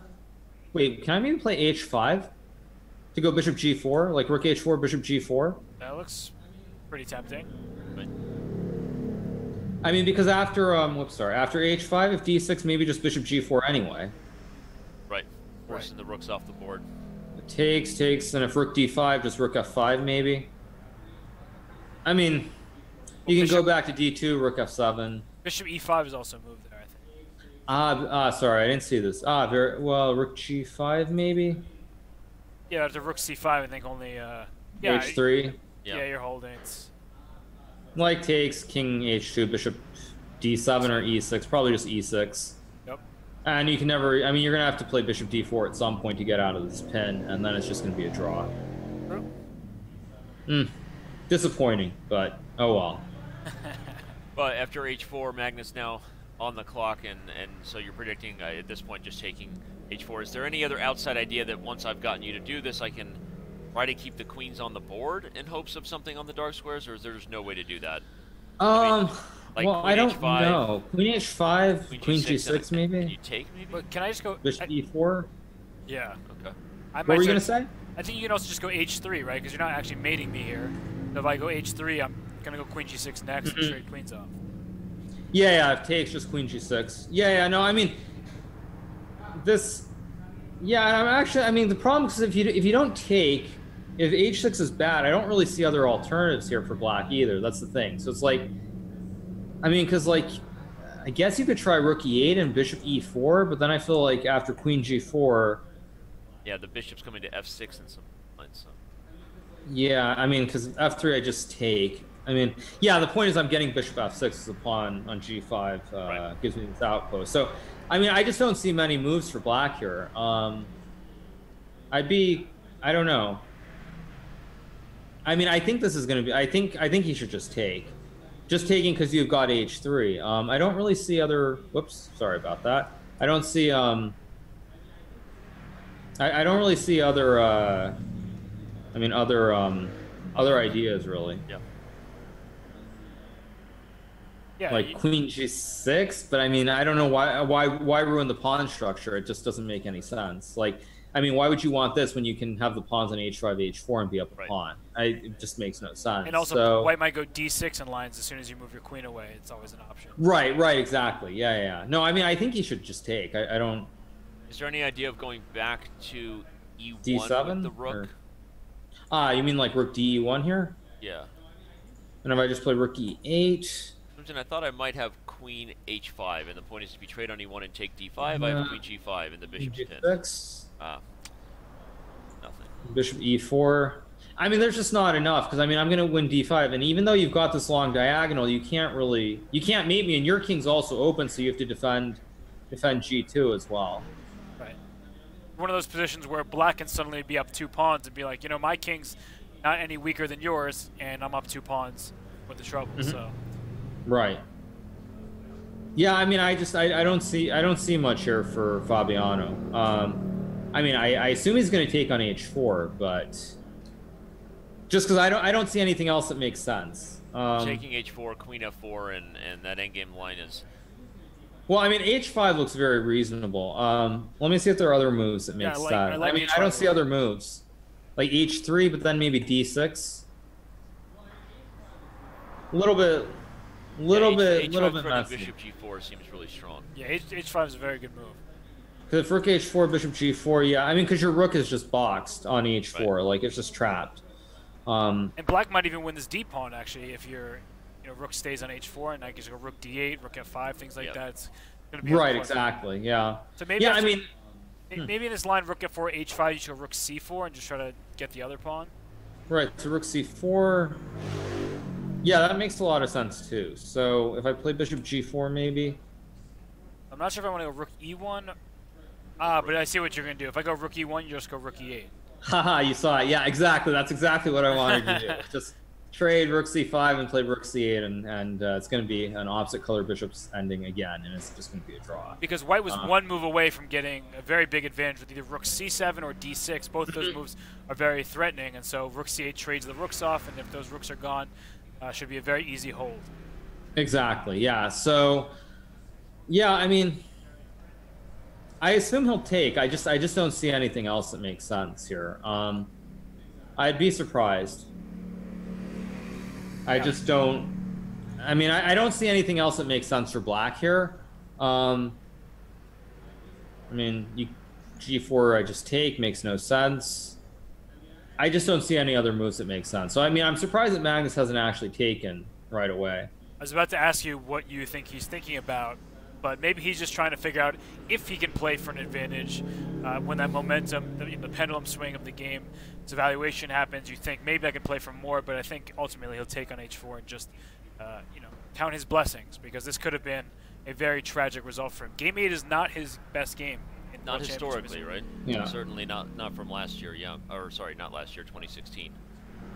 Yeah, I mean, I guess the only other thing, I mean, no, but rook e8, I mean, no, we looked at this, because takes and queen g4, and there's just this bishop f6 coming, so I mean, I assume he's just making sure that h6 isn't possible, is my guess. Or he's looking at takes, queen f4, rook f4, and he's just trying to figure out what the possibilities are here, and if he's much worse, or if he's setting up a fortress. I mean, that's the only question that's the only thing that I can see him thinking about here. So I think he has to take on h4. I don't really see anything else that makes much sense. But yeah, I really like this h5 move. This is a really nice move. But the main thing is you're forcing more pieces off the board, right? Bishop g4 is coming, and yeah, I'm just playing bishop g4. Yeah. Could he potentially be thinking about the move c4 in the live position? Like, I wouldn't play it at all, but is somehow c4 something that he could be considering? So you want to take and go bishop d3? Right. Very interesting. Yeah, maybe that's possible too. White might go for the exchange. Yeah, I would sack sacrifice some of these lines, though, right? I mean, now you might be willing to do that with the dark square bishop. Yeah, I mean, but this like rookie. I mean, this bishop on d3, it looks nice because it's supported by the pawn. But I mean, this bishop on c3 is so strong, and you can never do anything about it. I mean, that's the thing. Long term, if you can keep queens on the board, White's probably just winning in this position because there are going to be too many threats on the diagonal. Right, and rook f5 is not in time to. You know, I don't get enough for the fact that my king is so open because the rook eventually will come to e7 for White. For example, bishop f6 here looks like a very good move. Mm-hmm. Yeah, I mean, this might be holdable for black as well. I mean, I don't know, rook a5, but it's this is very dangerous. I mean, that's kind of the saying is like opposite color bishop positions where there are major pieces on the board. Whoever's king is more open tends to be losing for that player. Right. So it's like if you reach opposite color bishops, no queens or rooks on the board, normally it's just a draw. But if there are queens or rooks on the board, then whoever's king is safer. Generally, they're going to have some winning chances. And I think that very much applies to this position. G takes h4 has been played. So, as expected. I mean, this is what I was saying. I mean, this is why, like, when you play Magnus, it's like it's very annoying because like he'll play a bunch of like ridiculous moves and get this bad position like he has today, and then suddenly out of nowhere he just starts playing all the best moves, and it's just you just don't even know what happened really. Right. I mean, because it's like Fabiano was much better, but he didn't find all the absolute best moves. He just plays rook d1. Reasonable move, try to play the normal development, d1, e1, put the rooks on the right squares, then he makes this h3 move, and suddenly it's all gone. And Magnus, of course, just starts playing every right move. So, I mean, I'm expecting this to be drawn pretty quickly, is my guess. And you were also saying earlier, in addition to this game being very probable draw, that for the 4 games left, you don't really see either side gaining an upper hand in the match score, right? You think that? I mean, I feel like Magnus has more chances because he's more versatile. He's capable of playing e4, d4, or c4. Knight f3 obviously transposes most of the time, but he's played everything in the match. Whereas Fabiano has only played e4, which tells me that most likely there is no backup plan involving a 1d4 or 1c4. And because of that, I feel like he's probably going to play the same line again in 2 days, assuming Magnus doesn't revert to e5 or something. And so therefore, I just feel like the opportunities are much more limited for Fabiano, whereas for Magnus, he can play everything, so everything's kind of on the table. And I think that's a very big drawback. What would you recommend, assuming this game is going to be held by Magnus, what would you recommend Magnus plays with the white pieces in Game 9? That's a good question. I mean, I still feel like obviously, maybe I should be a little bit more closeted with my response because I am going to be playing Fabiano in London in December. That'll be his first event after this match, so maybe I shouldn't be completely open. But I would think that in general, Magnus should be playing more for positions where theory is it's less theory dependent, or there are more options and more things you can do. So I would think that Magnus should probably play the English again. That would be my best guess, but I would assume he's not going to play e4. I think e4 was one game, play the Petrov, make sure that Fabiano was actually going to play the Petrov, and then don't touch it again. Right. So I expect probably d4 or c4. I kind of think I would lean towards c4 just because Magnus has played d4. He's played the Queen's Gambit decline several times now, and he's gotten absolutely nothing. So I would lean towards c4 if I was Magnus, but I don't think we're going to keep seeing the Queen's Gambit decline. That's my guess. Right. He went for it that second time, obviously, in Game 7, but didn't really get much more than he did in Game 2, right? So it doesn't look like a well he'll keep going back to. But the English, to be fair, Magnus had an edge in that game, right? There was a minority attack structure, and White seemed to have a little bit of something going there before it fizzled out. So, sorry, Magnus had an advantage in that game? In the English game, a small edge is White there, the minority attack? No? I didn't think he had anything that game, but okay. I didn't think he had anything. I thought that was just pretty boring. That was just very boring. It was a very boring draw. Yeah, we were discussing that. I guess we were thinking that maybe he had a safe position to push earlier. You and I were talking about that. Yeah, but okay. he just slightly. So then, what do you think he would do then if he's not going to go back to that exact line in the? I think Magnus, either he's going to play something like the English, or he's just going to try to find some little idea in the Queen's Gambit decline again. I don't think he's going to play e4 again. So I'd expect one of those two things. I would expect either he's going to go into the English, try to find something against the bishop c5 line, or he's going to just hammer away at the queen's gambit declined and just play that in his next play against the queen's gambit declined in the next 2 white games that he has. That's my best guess. And how about with black? So we've seen the Rossalimo, or at least the opening stages of a Rossalimo opening. And this time, finally, Fabiano opted for the open, right? Playing d4 on move 3. What do you think that Magnus will do in game 10 when he gets a black piece again? And how do you think Fabiano will, if it's a Sicilian, will he continue going for the open lines, or do you think Magnus will play e4, e5, for example? I mean, I'm finding it hard to believe that Magnus has not prepared something within e5, whether it's the Berlin, whether it's the Marshall. I mean, I find it very hard to believe that he doesn't have a backup option, especially considering how many matches he's played now. So, I think he'll probably play the Sicilian next game as well, especially if he finds some way to plug the holes in this knight d5 line. Right. If he's unable to plug the holes in knight d5, or he just generally doesn't like the structure, I think he'll play e4, e5. And I mean, I think if I were in Magnus's shoes, I might actually play e4, e5, because this knight d5 line, as I mentioned earlier, it leaves these structures that are very similar to what you get in those Najdorf lines with e5. So Fabiano feels very at home, I think. And as well, beyond that, it's very structural. You're playing for like a handful of ideas. I mean, either with black, you're playing f5, f4, like f5, e4, some combination where it's white's playing a4, a5. And I think it's very easy to play for white. And also, you can't really prepare it all the way to the end. So I would guess that Magnus is probably going to play c5 if he can find some solution, or he's happy with what he looks at. If he's not able to find something that he likes, then I think he'll go back to e4, e5. Well, either way, we will have you with us in that game. Remind everybody that Hikaru will be back for game 9. There's a rest day tomorrow, so I keep wanting to say tomorrow, but no, we have one rest day and then back on Wednesday. Hikaru, once again, you predicted the right line. Magnus instantly playing your h5 move after queen f4, trade, and then h5, and Robin and I will have the job of keeping this as entertaining as possible. So gross, just so gross, so gross. Well, this has been amazing. It's ridiculous the way he finds these moves. It really is. I just mean, like, he just plays like 5 really bad moves, and then he just plays just like all good moves. It's like it's a nightmare, right? Luckily we don't have to play him as often as you do. So yeah, thanks for that. Thanks. But seriously, Hikaru, this has been amazing. We're gonna let you go. Robert and I are gonna bring this one home, I think. But remind everybody one last time that Hikaru will be streaming later today. So all 40,000 of you, go follow twitch.tv/GMHikaru, because Hikaru will be back online doing his own commentary for his bullet games, as he likely goes on to win Arena Kings. At least I won't have to lose to you today. That makes me feel good. So, anyway, man, but seriously, this has been awesome, and obviously we'll have you back on Wednesday, and good luck in the Arena Kings today. All right, thank you. See you, buddy.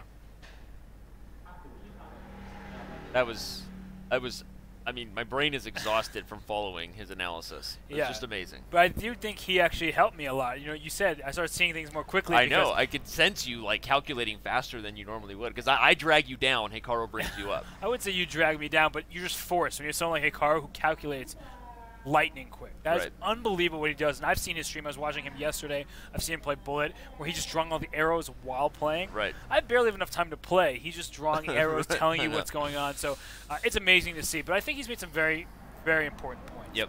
We talked about how this was a pivotal game, and he clearly believes that this was Fabiano's chance. He had a great position, pretty sizable advantage. Yeah, good preparation that led to a good position, too. And it's one of those things where, Hikaru said it's gross. Right. But I think from Fabiano's perspective, you're also very frustrated because you've had advantages now in 2 games, very big advantages, Game 6 and Game 8.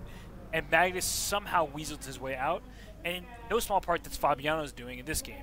He really just kind of let that ship sail, had a sizable lead, in development, had a good position, strong center, everything he could have asked for. Better preparation. This was his line that he chose, and he let that advantage kind of slip out of his hand. So I think the advantage, I thought Fabiano was going to win this game. I really did. I was trying not to say it. It seemed that way, especially as we were analyzing those lines with c5 that Hikaru was giving us, the rook coming to the e-file. I mean, you could feel the tension. It seemed like that kind of game that I think a lot of us, to be fair, expected Fabiano to be very well prepared. You know that he is. And when he almost lost that game with white in game 1, we were like, oh, wow, he hasn't gotten anything with white ever since. This was that sort of rebound game, that turnaround game where you thought Fabiano was going to take it all the way home. But right now it looks like Magnus Carlsen is indeed going to hold after this move h5 that Hikaru brilliantly recommended. We're going to take a very quick break. Don't go anywhere. Thank you to everybody, all the love that we have, all the gifted subs coming our way. Just, you guys are amazing. Hikaru's been amazing. Rob and I are going to be back in just a few seconds to take this one home.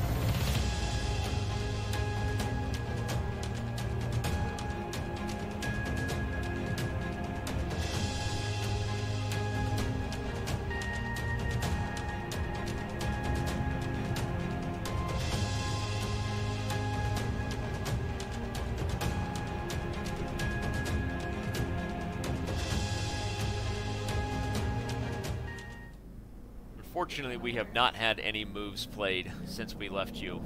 We did enjoy the break. That was an amazing performance. I feel like he just won the game. Hikaru just won the game, even though none of these players can. Neither of those two can come up with a decisive victory. Hikaru won the game on Twitch today with some awesome analysis and some expert insights. Not afraid to give his opinion and also just really he brought the level up here. Yep. Brought the level up. That was awesome. And he'll be back on Wednesday for all of you who've been following our coverage here. Let's dive right back into the game, Robert, even though, like I said, we haven't had a move. The variations that Hikaru was leaving us with, just to remind everybody, the point of h5 is that if the rook takes, you'd be self-trapping, and that would probably be a borderline blunder, taking h4. And what were some of the other lines, some of the last chance lines that White might have here to try to drum up something? Well, I think in the position we have in the live board, rook e1 might be a good move to start with. And you can't play rook e8 like you'd want to, because at the end of it, I take on e8, and your bishop on f5 is lost. And that would, of course, be a tragic blunder. So after rook e1, you need to figure out, okay, now rook e7 is a very big threat, right? Because by playing rook e7, you're throwing rook g7 check, and then bishop on c3 finally is a happy piece. Right. So how to deal with that threat? Maybe rook b to d8, saying that if you go rook e7, I'll go rook d7. And just challenge that rook on the 7th rank. Make sure you cannot get to g7 square.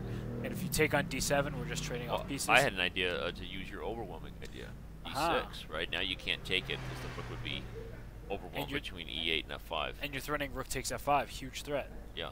But maybe I'll have after d6, I'll go bishop g4 as like a Oh, after d6? Yeah. We'll just have bishop. I was going to Oh, say. but you take on g4. Oh yeah, here I can take on g4, and again, you Yikes. can't take both my rooks at the same time. I thought you were suggesting. I think Hikaru's move. We looked at this line was just bishop g4 first, straight up, because now if takes f8 takes, and the end white doesn't have anything on rook f7. I don't think. Yeah, you're right.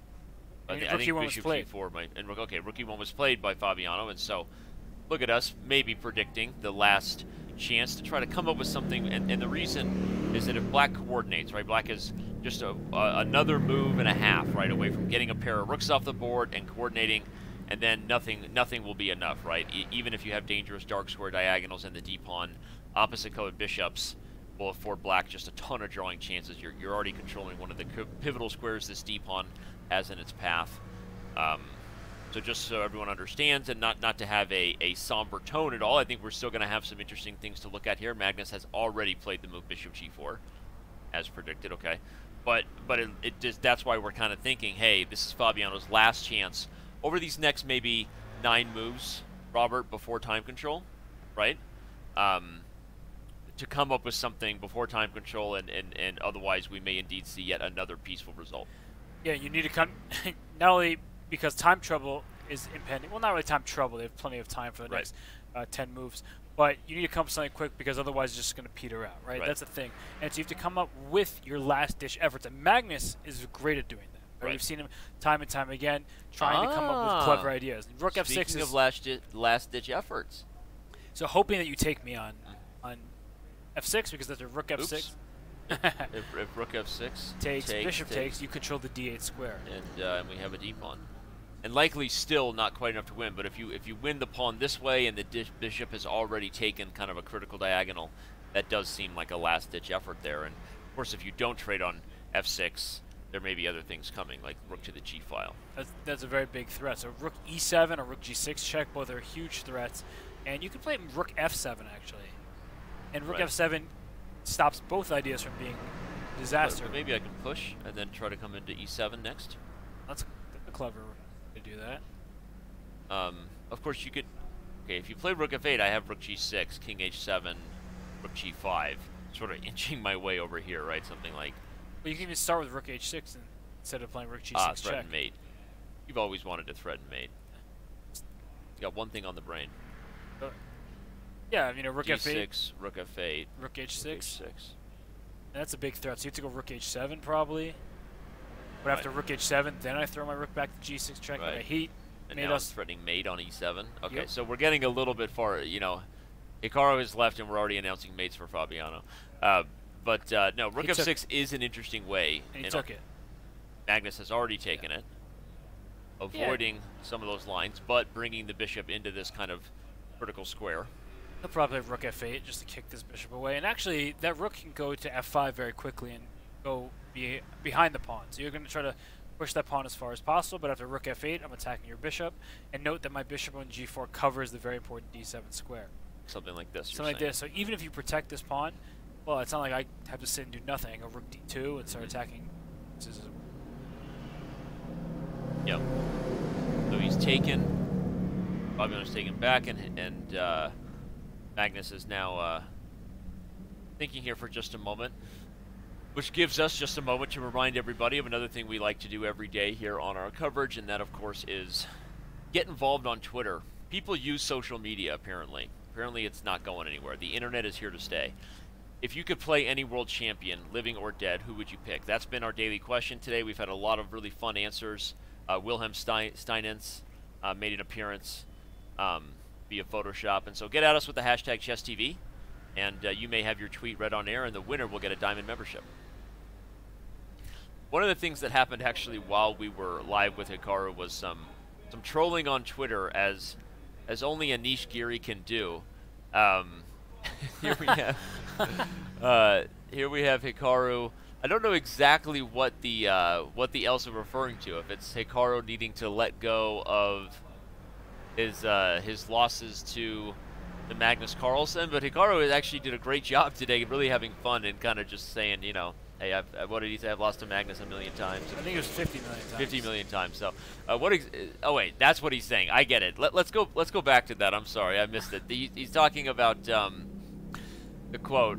That's why Fabiano is not very good at blitz or rapid. He doesn't have the natural intuition, the natural feel, and now I see. So Anish telling him to let it go, the rivalry with Fabiano. But I don't think that's going to happen. I think they'll be rivals as long as they're professional players, if I had to guess. That's a great use of that image, though. Yeah.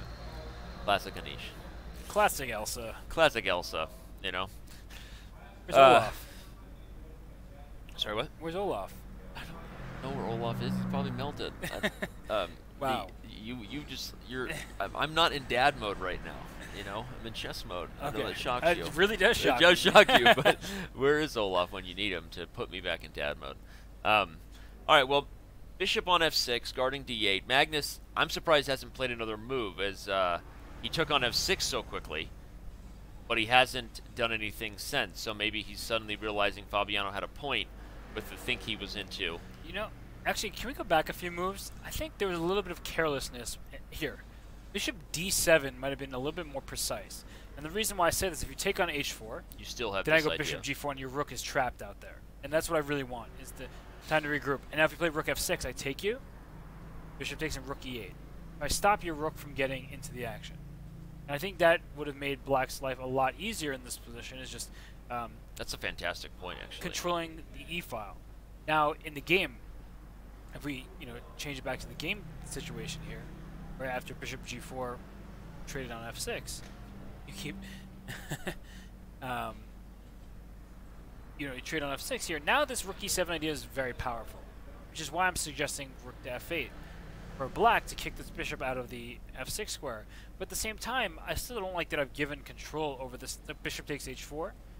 If rook f5, maybe even rook e7 is an option. Just to say you could take my d pawn, but your b pawn is one that you may not want to give up to. And there are some outside long-term winning chances here, because if this bishop gets itself on a square like this where it guards everybody and has threats, maybe you can go after a6. Right, disconnected pawns are not happy pawns. Right, okay, very, very slight. I'm sure that players of this level can hold, but the point is you give your opponent some sort of practical chances to continue to push for.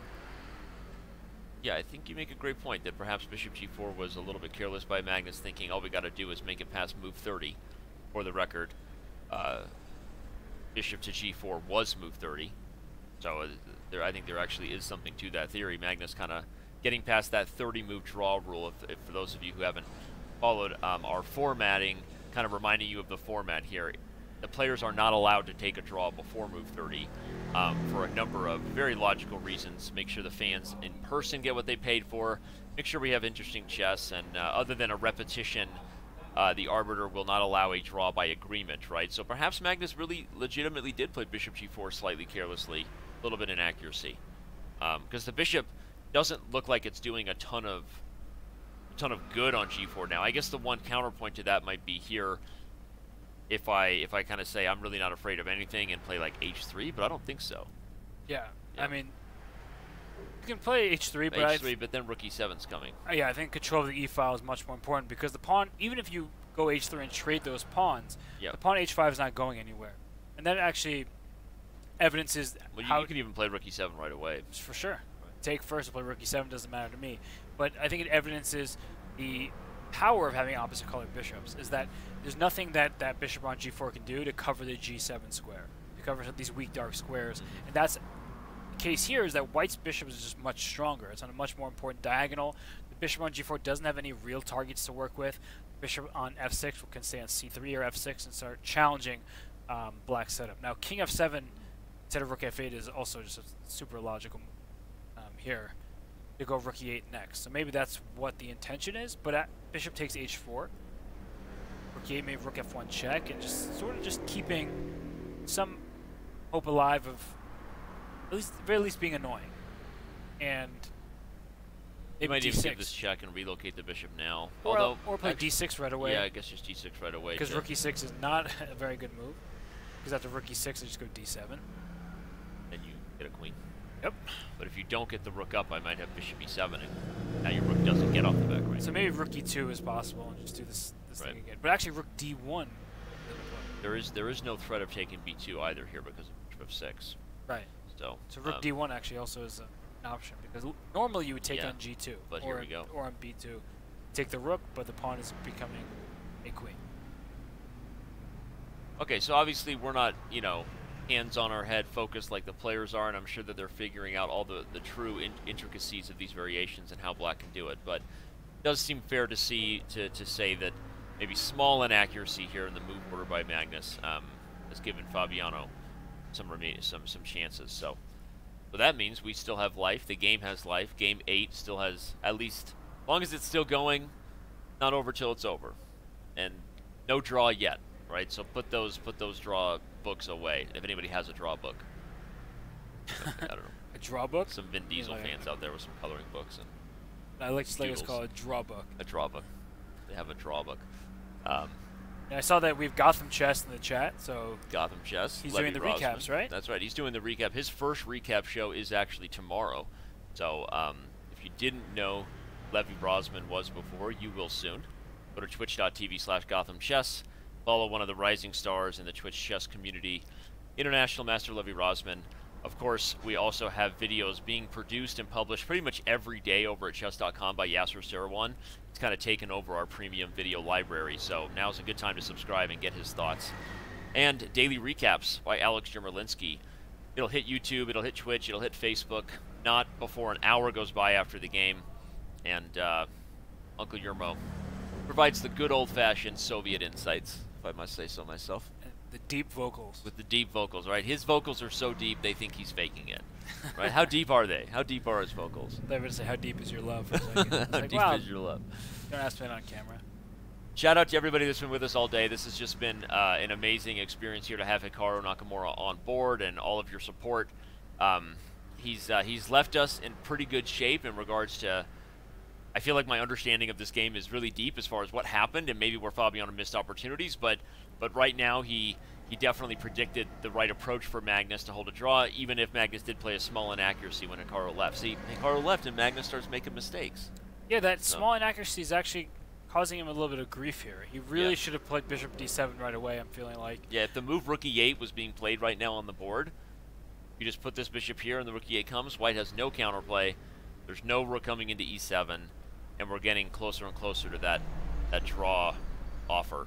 Right. Now that it's legal after move 30.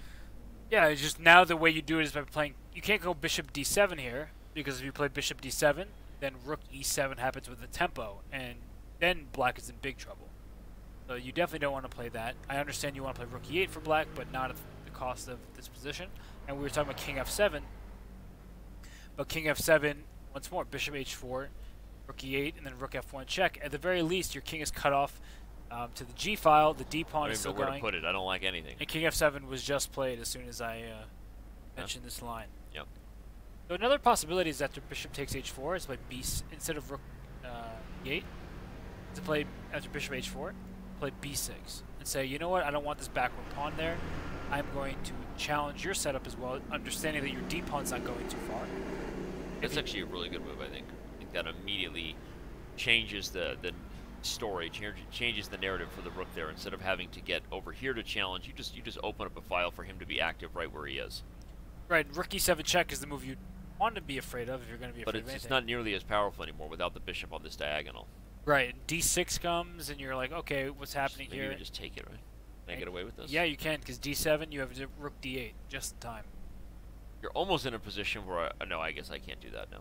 But Rook D8, Rook D8, and there's no check here to try to win the rook because you're one move too short. Black gets the pawn just in time. Too short? One move too short? I like that. One move too short. Is that like a rapper's name or something? It's like cherry on the cake. Oh. I could go for some shortcake right now. That would be awesome. Amazing. They get me hungry. Maybe I'd stop maybe thinking we should about hit food. dessert up after this. Like, we should go dessert can before we dinner eat today. before dinner? How about lunch? We should do that. Yeah, we haven't had lunch or breakfast. I've been making Robert yogurt parfaits every morning. You right? have. I have. Delicious. I do it really well. My wife makes this homemade granola, like cinnamon, coconut. If you want the recipe, I'll get it to you. Now I'm hungry. So good. But then I put the granola on. I do the fruit. I cut up the fruit for him. I do the honey. So. Yeah. You're really the best. We're doing so good together. Yeah. Sure. So do you think he's going to play B6 here? I think he should. I really liked your move. And again, you just gave a very concrete line to justify it. At B6, D6 or Rook E7. Wait a second. You made there's a blunder that we just made. Okay, how? After rook e7 check, you can't go king b6. Wait, b6? I was playing d6. No. Rook e7 check. You can't go king g6, bishop g3, and then you... Oh, so sweet. Overwhelming the rook, and then you win the b6 pawn. But that would be really bad. So rook e7 check, you'd have to play king f8. And you don't have rook h7, which you would need to try to get my rook from behind, because king g8 comes just in time. Just in time, gaining enough tempi to keep the draw dream alive. Some people do dream of draws. I don't know who they are. Although note that in this position, now you've got the active rook, but now you're back where you were. But now I can just move my rook out and play somewhere. Rook b3. Right, but I was thinking that this is like... Yeah, I'm just in time to kick your too bishop fast, out. right? I'm not getting... You're very close to just winning for... But actually, you have this, and if d7, you can just take it. Exactly. Time.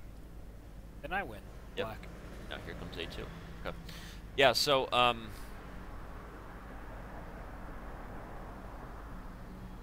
So b6 Here does rook e8. As soon as we're liking b6, he plays rook e8. As soon as we like rook e6, plays rook e8. Well, now we're going to get rook f1 check, I assume, if Fabiano has any fight left in him. He'll play rook f1 check. Right, because trading the rooks off, as soon as you might trade as well the rooks... offer the draw with it. Yep. Opposite colored bishops, easy draw. So rook f1 check is what we are expecting, and we have been discussing rook f1, king anywhere here. Probably doesn't matter which square you go to. But point being is, yes, d6 looks like a menacing threat, and rook f1 check was indeed played. But even once you get your pawn to d6, my bishop on g4 does well to stop it. So maybe king g8. Bishop's not quite as annoying as the one here that guards d8, but also pretty annoying that it just prevents white from getting in kind of the most aggressive scenario to push this d pawn that holds the square. So I expect the king to go to... King g8, just to get out of any avoid check. all of it. Yep, the king g8 played. Okay, So just avoiding all the checks. You don't want to give your opponent any opportunities to regroup the pieces. For example, king g6 would have been a pretty awful move, because rook f6 check, king g7, and rook b6 or something. I swing that rook over there, hit b7. Yep. Not Now fun. we may actually see rook f6 anyway. Try to get that rook on b6, because one point is that okay, maybe I'm wrong. I guess rook d8 you can't just win the rook. But Well, yes, you can. d6. Rook g6 check. I take your bishop on g4. Ah, intermezzo. Yeah, I was testing you. You passed barely. F plus, click. Okay, so rook f6 is a nice idea. So, what if I go rook e2, perhaps? I get where I want to be. Actually, no, sorry. I almost blundered my rook. I would say rook e1 check. Bishop on h1. You didn't say it, so no one knows that you also make. Yeah.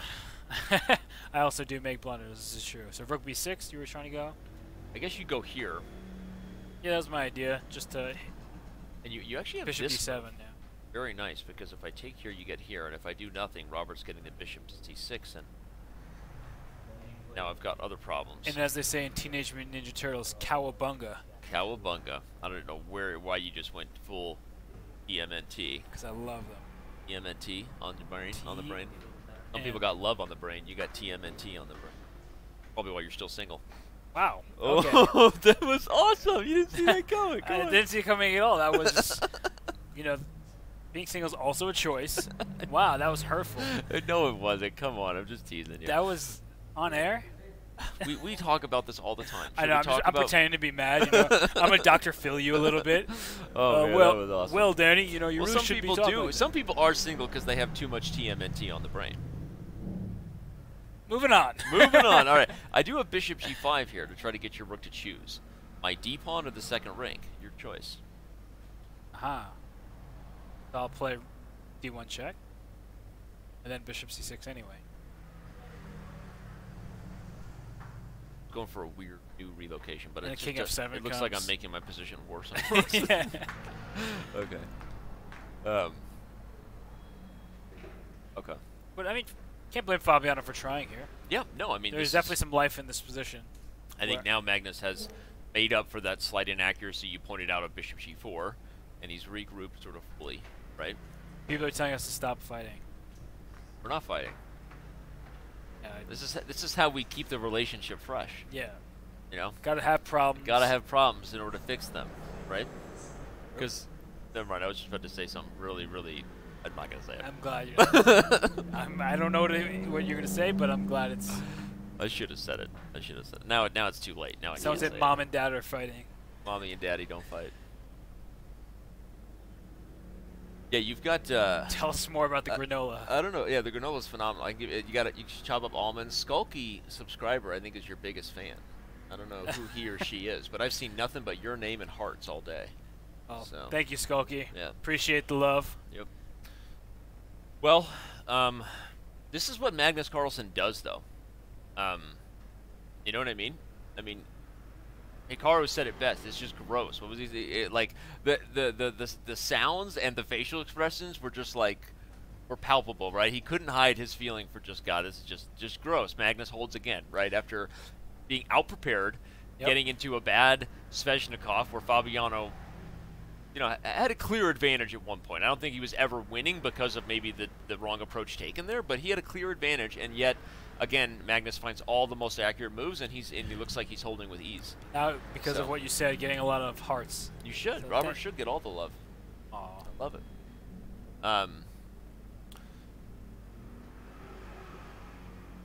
Love it. Look at that. That's amazing. Instant gift. This is 24H3 gone gifable. That is so good. You know, this is better than the one when he's playing Ifan in the Speed Chess Championships, and you see his eyes calculating. You know, of course, you know what I'm talking about when we do the commentary. And he's like, "Oh, I blundered. That wasn't winning." This is amazing. Can we just leave that there? We don't leave it there all day. We don't even need analysis if we have that for the rest of the day. This is our analysis. This is our analysis. So what I think about the position is Hikaru face 72. I'm gonna want to tweet that GIF as soon as we're done. So if you haven't already, maybe we can get Sam to tweet that from the chess.com account. 24H3. So good. Bring it back. I want to see it one more time. Hold on. So good. Oh my gosh. He's That's gonna go just viral. The best. I mean, he just is he's like the best analysis, the most honest and opinions, and just letting his emotions show. It's just so he's great. letting it go. Is that what you're saying? Because I was actually going to say Anish Giri had to use a frozen image. He makes them himself. That's how good Hikaru is. No better time to let the gift lead the way than when Fabiano is trying to think of some way to kind of strangle life out of this position, but not exactly the most exciting position here, but we are hopeful for some outside ideas that keep us alive and keep the party going here. Appreciate everyone that's with us. Yep. Yeah, give Robert the love. You deserve it, man. I mean, this is like... I appreciate it. This is, you were keeping up there with Hikaru. I was impressed. I mean, not really. Hikaru and I go way back. But you did your best. Wow, okay. You were the one who got roasted by Hikaru. I get roasted by Hikaru for a living. That's what I do. You looked kind of sad at one point. I almost want to give you a hug. You were just kind of sitting there like moping. Like, yeah. On or off camera, I'm getting roasted by Hikaru. Don't you worry. Let's. I mean, we're talking so much about Magnus Carlsen and why he's so frustrating to play. Let's remind everybody of who Magnus Carlsen is. I love our kind of accomplishments, pedigree images, and we can all just kind of bask in the greatness of world champion. This is the history of how he got here. Obviously, we know he defeated Anand twice to win the title and to defend it before properly defending the title in tie-break fashion against Karyakin. But, yeah. That's one match. Defend his title against Vichy. Look at you. That's one match. That's one match. That's the first match. Yeah, that's the one where he won the title. Look how young he was in that Look how young he was. What a baby. And there it is, Karyakin. There's less happy Magnus, because that one's a tie breaks. Yep. Much more challenging for him in the sense that it was a longer match. So I feel like Karyakin's smile there looks like a guy who doesn't know what's coming. Yep. Doesn't know that he's about to lose the tie break. And this is what I always refer to. Before the match began, they had played 33 games in classical chess. Magnus had won 10, Fabiano had won 5, they had drawn 18, and Magnus was beating him with both colors. And of course, Magnus is a little bit older and has always been higher rated, but Fabiano in this match is holding his own, showing that the previous history might not matter at all. And all right, well, it's we're 7 games in, 7 draws. We're in game 8. Rook F6 was just played. All right. You have liftoff. Rook F6. The rook is just trying to come right over there to the B6 square. Ooh. Oh no, it doesn't work. I was gonna say there's one idea. Yep. That I had with F6. The initial one was to bring the rook to B6, of course, but I started imagining a position where I guess it is possible that you make some sort of random blunder just to show if D6 happens and you take, right? Yep. Just to show the variation where we can check here and capture. Oh, you sneaky. And end the game immediately with D7. And what's important also is that there may be a pawn on A5, which doesn't match the A8 square. But does it end the game immediately? King F1. Okay, it still does. That was a really good little trick there. Yeah. Trying to check maybe? No. Known to do that from time to time. So rook E2 was played instead. And that means sorry, D6 will be met by rook D2. No, D6 might be met by rook. Oh, I almost blundered again. You've said rook E1 check. No, I was going to go rook E6. Oh. Rook E6 looks good because it looks like you're trading the rooks up, but D7 happens. And once again, if you take I queen before I recapture my rook and white's winning. That'd be a big blunder. So D6 is played instead of the idea of rook to B6. Again, maybe rook B6. Has a world championship ever ended so quickly with such a blunder like this with check and takes? Who knows? Probably. Might be fun to have that, but we're not rooting for a blunder, we're rooting for excitement. And bishop D7 to C6, we're talking about that as an option as well, just so, sure safe. Rook E2 after rook F6, but D6 has not been played yet. No. Okay. After rook B6, you might even play bishop C8 for black, just saying, I don't even want to give up this B pawn, I'm just going to hang out. Nothing's really in danger in my camp. Right. So the rook on E2 is very well placed, cutting the king off from getting to the center or anything like that, so bishop C8 is also possible. The issue is if I flip back here, if I gain some sort of tempo. I mean, you can like go right back. Is there any usefulness to this? Doesn't look like it. Right. Well, actually, no. Now you're going rook. Oh, you can't go to B8 because B2 is hanging. Same idea as move. Right. Okay. But it looks like Magnus has a multitude of ways to keep himself at complete equality here. I was trying, but okay, rook G6, king F8. You think?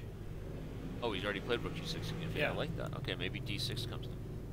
Well, if you're just joining us, this is Game 8 of the 2018 World Chess Championship. Things are all knotted up at this point. After day 7, we had still an even score of 3.5 games apiece. But we've had quite the exciting game today. There you see the score. Hikaru Nakamura been with us through the majority of the day and providing some really high-level, amazing analysis that I'm going to encourage you to back up and check out, again, if you happen to be just joining us. But right now, Robert Hess and I have the call for these final critical moments where in the next 4 or 5 moves, as the players get under time pressure, right, we're at move 36, Magnus only has 9 minutes left. These are the last chances that White has. Fabiano Caruana, we don't want to say was winning earlier, but Fabiano had a much better position. The storyline of today's game has definitely been the challenger pushing, but so far unable to get enough that we're not sure he's going to be able to win, but stay with us, because if he is, that's probably going to happen in the next few moves to show that he gets some sort of outside chances with the d-pawn. And again, note that d6 does threaten rook takes g4 and d7, winning on the spot. So until the d-pawn has been properly corralled or black has a full blockade on the light squares, there are still some outside chances here for White. Absolutely. And I'm actually still trying to gather my bearings about this game in general, because I really thought that after Game 6, that was where Fabiano was very close to winning, had a beautiful winning combination that was overlooked by both players. But I thought that would be the one time in the match where Magnus was really in trouble. Right. I definitely consider him to be the strongest player in the world. He's been #1 for a long time. But now, I don't know, I'm just starting to question myself if I'm kind of thinking that way because of nostalgic purposes. That Magnus has been the highest rated player since 2010, so I just assume that he's still the best. But the gap has been narrowing. I've made much commentary about the fact that head-to-head Magnus does do very well against Fabiano in years past, but this is not years past, this is the present. Right. And I really think that Fabiano is showing great fight, and this is one that's gone away from him. And I agree with Hikaru Nakamura completely that this is such a missed opportunity that I think the advantage swings so heavily in Magnus' favor. Because with 4 games left, 2 whites, 2 blacks apiece, once they get into those tie breaks, it's going to be trouble for Fabiano, definitely. As we wait for this next move, let's actually do a quick recap, because I think that it's useful for everybody just getting here who may wonder what they've missed over the last 4 hours or so. Here on the analysis board, we did have our first sort of changing of the guard Fabiano Caruana has played nothing but the Rossalimo up until this game. Games 1, Games 3, and Game 5. But here in Game 8, he elected to go for the Open Sicilian after what we assume was high-level preparation by his team. I think that's a very safe assumption. Most people predicted that if indeed and when Fabiano played the Open Sicilian, that Magnus would play a Sveshnikov, given that that's what he played the last time he had an Open Sicilian as black against Maxime Vachier-Lagrave, or at least against a player of the elite level. I don't follow every practice game Magnus has, but last time he played MVL, we had a Sveshnikov like this, but in this game, Fabiano played the move knight to d5, which is a subtle nuance, a similar structure as Hikaru highlighted, as many variations of the e5 Najdorf, right, where Fabiano feels right at home and often plays those positions, even against the best Najdorf players in the world, like MVL, right? So Fabiano really trying to force his way into this structure with the move knight to d5, rather than, for example, bishop g5, which is the mainline move and the move that Magnus faced when he played against Maxime. And so after the move knight to d5 was played, instead, knight takes d5, c takes d5, knight b8, we were following theory. Even with a4 not being the most popular move in the line, it's still a very principled one, because if white can get a big space advantage on the queen side, usually they're playing for 2 results from now until Kingdom Come. That's a big area where black usually doesn't get the kind of mating attacks you would get in a King's Indian. So one of the reasons why black tries to stop that, or one of the common ways black tries to stop that, is with moves a6, and then after the knight moves, to play the move a5. Robert and I highlighted earlier that in a match where young Russian Grandmaster Oparian Grigori played against Boris Gelfand, this was an approach that you've seen often for black to try to stop the queen side from expanding. And we were right, I think, that after Magnus didn't do that, Magnus played f5, Fabiano played a5 himself almost instantly, after like 15 seconds of thought, right? Yep. Just very, very quickly trying to not give Magnus a second chance to slow it down. And Hikaru agreed when he joined us that seemed to be a sign that Fabiano was very happy with his prep. And Hikaru was even just critical of Magnus for allowing this move a5. And he was very complimentary of Fabiano, saying he's great experience and it shows great play in this kind of pawn types structure. of positions, yeah. And so here Hikaru again said that even after allowing a5, maybe knight f6 is the more principled thing to do, but e4 and then knight e5 is really kind of the all-in, I'm going to attack on the kingside approach, and Magnus backed that up when in this position after f4 en passant, he played the move g5, which kind of took us all by surprise. Magnus was, I don't want to say all-in already here, but Magnus was maybe nervous about playing this position slowly, and again, the reason that would make sense to all of you is that white has the pawn on a5, and then with it is going to become a huge queenside majority, and essentially what is a positionally winning advantage over here. And so if you're not doing something aggressive on the king side to compensate for that, you're in trouble. And so though Hikaru didn't like g5, he kind of, we were kind of like, well, maybe Magnus already didn't like his position. Fabiano played c4, and after f4, bishop c3. All of these moves seem straightforward because it all revolves around one key idea, that white can punch this c5 pawn through and black can't take without losing the knight. And if you can't take, the pawn might come to c6, you might undermine the whole center, and we were looking at all kinds of variations where Magnus was in trouble. From our perspective, the position may have just barely slipped away from Fabiano right here after takes and takes on c5. Hikaru had predicted a lot of variations where white puts the rook on e1, and then, if black tried something similar to the game, for example, a lot of positions white is establishing the bishop on e5, even sometimes after queen h5 and bishop e5, and black just doesn't quite have the full ability to regroup. And certainly in a line like this, Robert, you never would have seen what Magnus got in the game with queen to e8. Yeah, right? Absolutely. And the fact of the matter is that the king side is very vulnerable. Actually, the queen side is too, frankly. The bishop on d6 is well placed, but a knight comes to c4 at any moment, trying to kick it out. And once that bishop is moved, then the d pawn can also start rolling. So all of the, except for the fact that white is ahead material, everything on the board, black is ahead material. Right. You can't speak anymore. We're tired. It's okay. Yeah. So this was the variation we were all predicting, and Hikaru and all of us were suggesting, okay, this seems like the most straightforward way for white to get an advantage, and it seems like this would have been a really tough position. Of course, we'll see what all the recap analysis, Yasser, Yermo, all those, I mean, you can check out those videos, but having Hikaru with us is a pretty good, safe bet. Feels like this was the moment. But when he played rook 81, which is kind of the warm and cozy move, Magnus not only quickly played bishop d6, but then when Fabiano played yet another kind of just slow move, suddenly Magnus plays queen e8, which he did so very quickly, with threats of queen to g6 and g4, and as Hikaru said, now who's better, right? It would have been very unclear. I think we need to pull up that Hikaru face again for the move h3. Yeah, let's do it one more time. In case you missed it, this is what happened when h3 was on the board. that is a gift taken by our producer, Aaron, who is the man behind the scenes, and he had to gift that moment. Because that was the actual reaction. That was literally the reaction by Hikaru live on air. So, great. Oh, shout out to BJH13, our mod. He actually made the GIF. BJ. Oh, VJ. VJ. Oh, I'm sorry. Okay, sorry. My producer's whispering in my ear, and I'm having trouble hearing it. Yeah. All right, anyway, H3 was played, and it was no bueno, according to Hikaru's facial expressions. I'm going to have to add that to the wiki of Hikaru's faces. That's a new one. A wild Hikaru. Hot. And H3 was just a really poor move. Just a slow move. And, yeah, again, White probably still has chances, even if it wasn't the most aggressive line Hikaru gave with the other rook. White probably still has chances with the rook coming here rather than h3. I would say h3 is really not the culprit. It's the rook a to d1. Yeah, and I said that. Yeah. I was like, this was the first sign that he was taking too slow of an approach. Yep. And h3 was kind of the blunder that backed that up. Mistakes often come in pairs. Right. Magnus quickly played queen g6, and as Hikaru predicted, Fabiano would probably realize that he didn't like this, and this is when the game kind of turned. After knight c4 and knight takes d6, we're being told by the players, or at least by Fabiano now, that okay, I want to go for a safe advantage.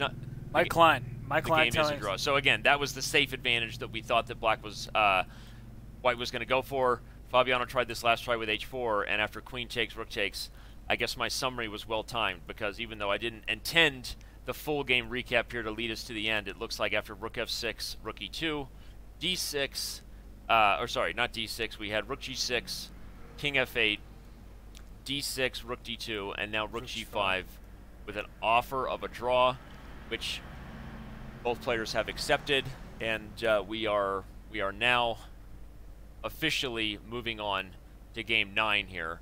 Well, a rest day first. Yes, but, much needed rest day. Much needed rest day for all of us here. And unfortunately, that brings us to a close where it feels like I'm just not satisfied. I'm not satisfied. That's how it feels. Well, so I asked you earlier in the show, would you rather see a Rossalimo again or a draw? You. We didn't get the Rossalimo, but we got the draw. Right, and for the record, I would rather see a Rossalimo if I was promised by the universal win for either player. I didn't get the Rossalimo, but I got a draw. But to be fair, this was maybe the third or fourth game that we've really had winning chances for either player, right? Game 1, of course, everyone remembers, will be a game that infamously haunts Magnus in this match, that he didn't just set the tone and win with black when he was up almost +3, right? Yeah. It was crazy. Game 6 gets away from Fabiano, but meaning he didn't win it, but it was harder to judge Fabiano for that one, right? Absolutely. Now here this was a one with such a clear edge. Again, if we back up to really where Hikaru kind of felt that it first started to get away, right? Back in this position where the move rook a to d1 was chosen, rather than the move rook a to e1. That may be a moment where Fabiano kind of regrets going into a little bit of kind of safe. I'm going to push my advantage mode, when really that wasn't an option. He needed to be full steam ahead there. Yeah, he just thought his position was so good, and like objectively, aesthetically, it looks so nice. Yeah. But you just make one slow move, a second slow move, all of a sudden Black's in time to shore up the weaknesses. Now, I have to say that I really, during this game, thought Fabiano was going to win. I think that the momentum, in one sense, is swinging his way. In the last 3 games in particular, he's been playing much better chess than Magnus. I think that's overall, I agree. Fair to say. But they're running out of time. There are 4 games remaining because of that tie-break looming, right? Mm-hmm. And while I think MVL made a great point that matches of Rapid and Blitz are different than Blitz and Rapid tournaments, I still think we would all be crazy not to say that, given Magnus Carlsen's pedigree, given Fabiano's struggles in those time controls, that Magnus is not the heavy favorite. So while I agree with you, the match pendulum from an classical OTB perspective is kind of Fabiano's way right now. Yep. How quickly can it stay there, right? If you don't capitalize and that tie break starts looming, now you got to be even more aggressive. You might lose a game where you're over pushing, afraid of that tie break. So I think these last 4 games are going to be something special. Yeah, in the next game, we have a rest day tomorrow, which we're very happy about. Yep. And round 9 is on Wednesday. and then round 10 is actually on Thanksgiving. And you Yep. know, I wonder, will that somehow harm the American player who may celebrate Thanksgiving, whereas I don't believe they celebrate Thanksgiving in Norway. I think they're just thankful year round. So. Yeah, they're thankful year round because they live in one of the best places in the world. The schedule, there you go. Remind everybody that is the full schedule. We start to get more rest days as it goes on, right? So we will see you again on Wednesday the 21st. Looking at that, that's right, Wednesday the 21st. We have, of course, the rest day recap coverage tomorrow with Levy Rosman. And then on Thursday, on Thanksgiving, you will be spending that with us, all of you. We know you will. We'll enjoy our Black Friday rest day for those of us in the U.S. and hopefully not engage in any of that corporate sport. But, you know, whatever. That's a random opinion I probably shouldn't give. But, okay, Black Friday will be gone, and then we'll be back to chess on Saturday. Sunday, November 25th will come day of rest. as a welcome rest day. And then will be potentially the final classical game on Monday the 26th. And if somebody hasn't cinched things up, we'll take one more rest day before tie breaks on the 28th. So there you have it. After day 8, we have a completely tied match, 4 games apiece, and we got there exactly the way you would think we got there, with no action of any kind. No, I'm kidding. But all draws. Plenty of action. Plenty of action. No satisfaction. Wow. Well done. Well done. And if that ain't the right way to drop the mic, I don't know what is. Accidental rhymes happen sometimes. Follow us on Twitter. Get at us with the hashtag ChessTV for the daily question chances to win a Diamond membership. And look for me and Robert there during the rest day. I'm going to enjoy the rest. I don't know what I'm going to do yet. I'm not going to make you breakfast tomorrow, I'll tell you that. Wow. Okay. Actually, See how it is. I might do it anyway. Maybe we should make some. Let's have like some eggs tomorrow. We got more time. Good. Yeah. Maybe just scramble them over easy. How are we gonna do I that? like over easy. Okay, we'll figure. I go that way. Okay.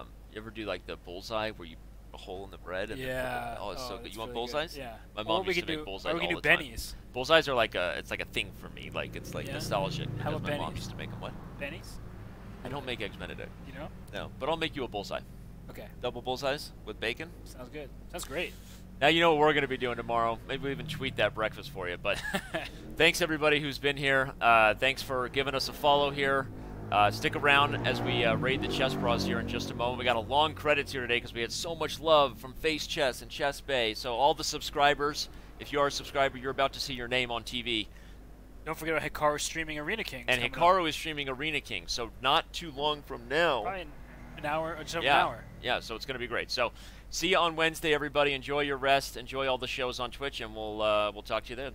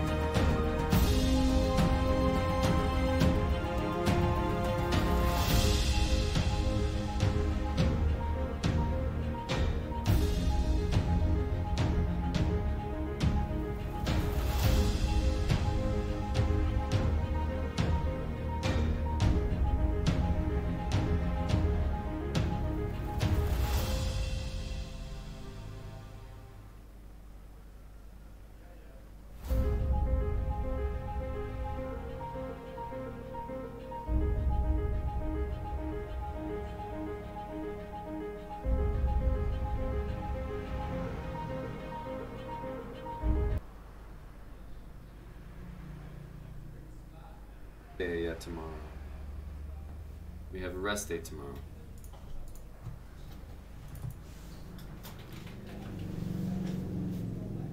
Welcome to everyone from the chess.com stream. Just under 5,000 people. Welcome, everyone. Welcome. We're just trying to book a massage to, you know, detox after some of the games. It's been really tough. I don't know what you guys thought about the games so far, especially the frustration that could build up from seeing so many possible wins that never occur.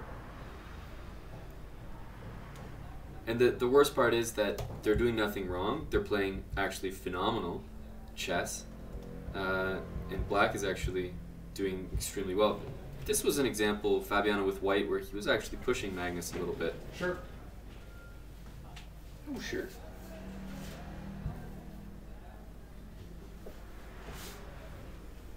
That's right, Danny. We've mastered the commentary technique of having one guy looking real dapper and the other guy looking sort of disheveled and more casual, relatable to the chat, who's likely viewing from their basements. So we have a dynamic going on here. One guy looking a little scuffed, and the other guy looking real tech bro.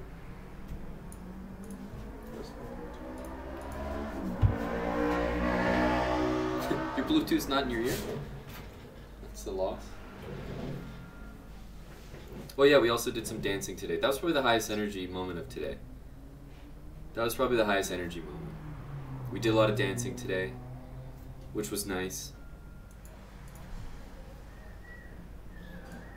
Guess how many of us are eating Cheetos? No, I'm not gonna guess. I'm not gonna guess. We're streaming from the basement as well, so it's relatable, guys. It's relatable. Very relatable. I know, guys. We are gonna go over the game. We are gonna recap the game, of course. But I just need a moment to recover. Like that, seeing the games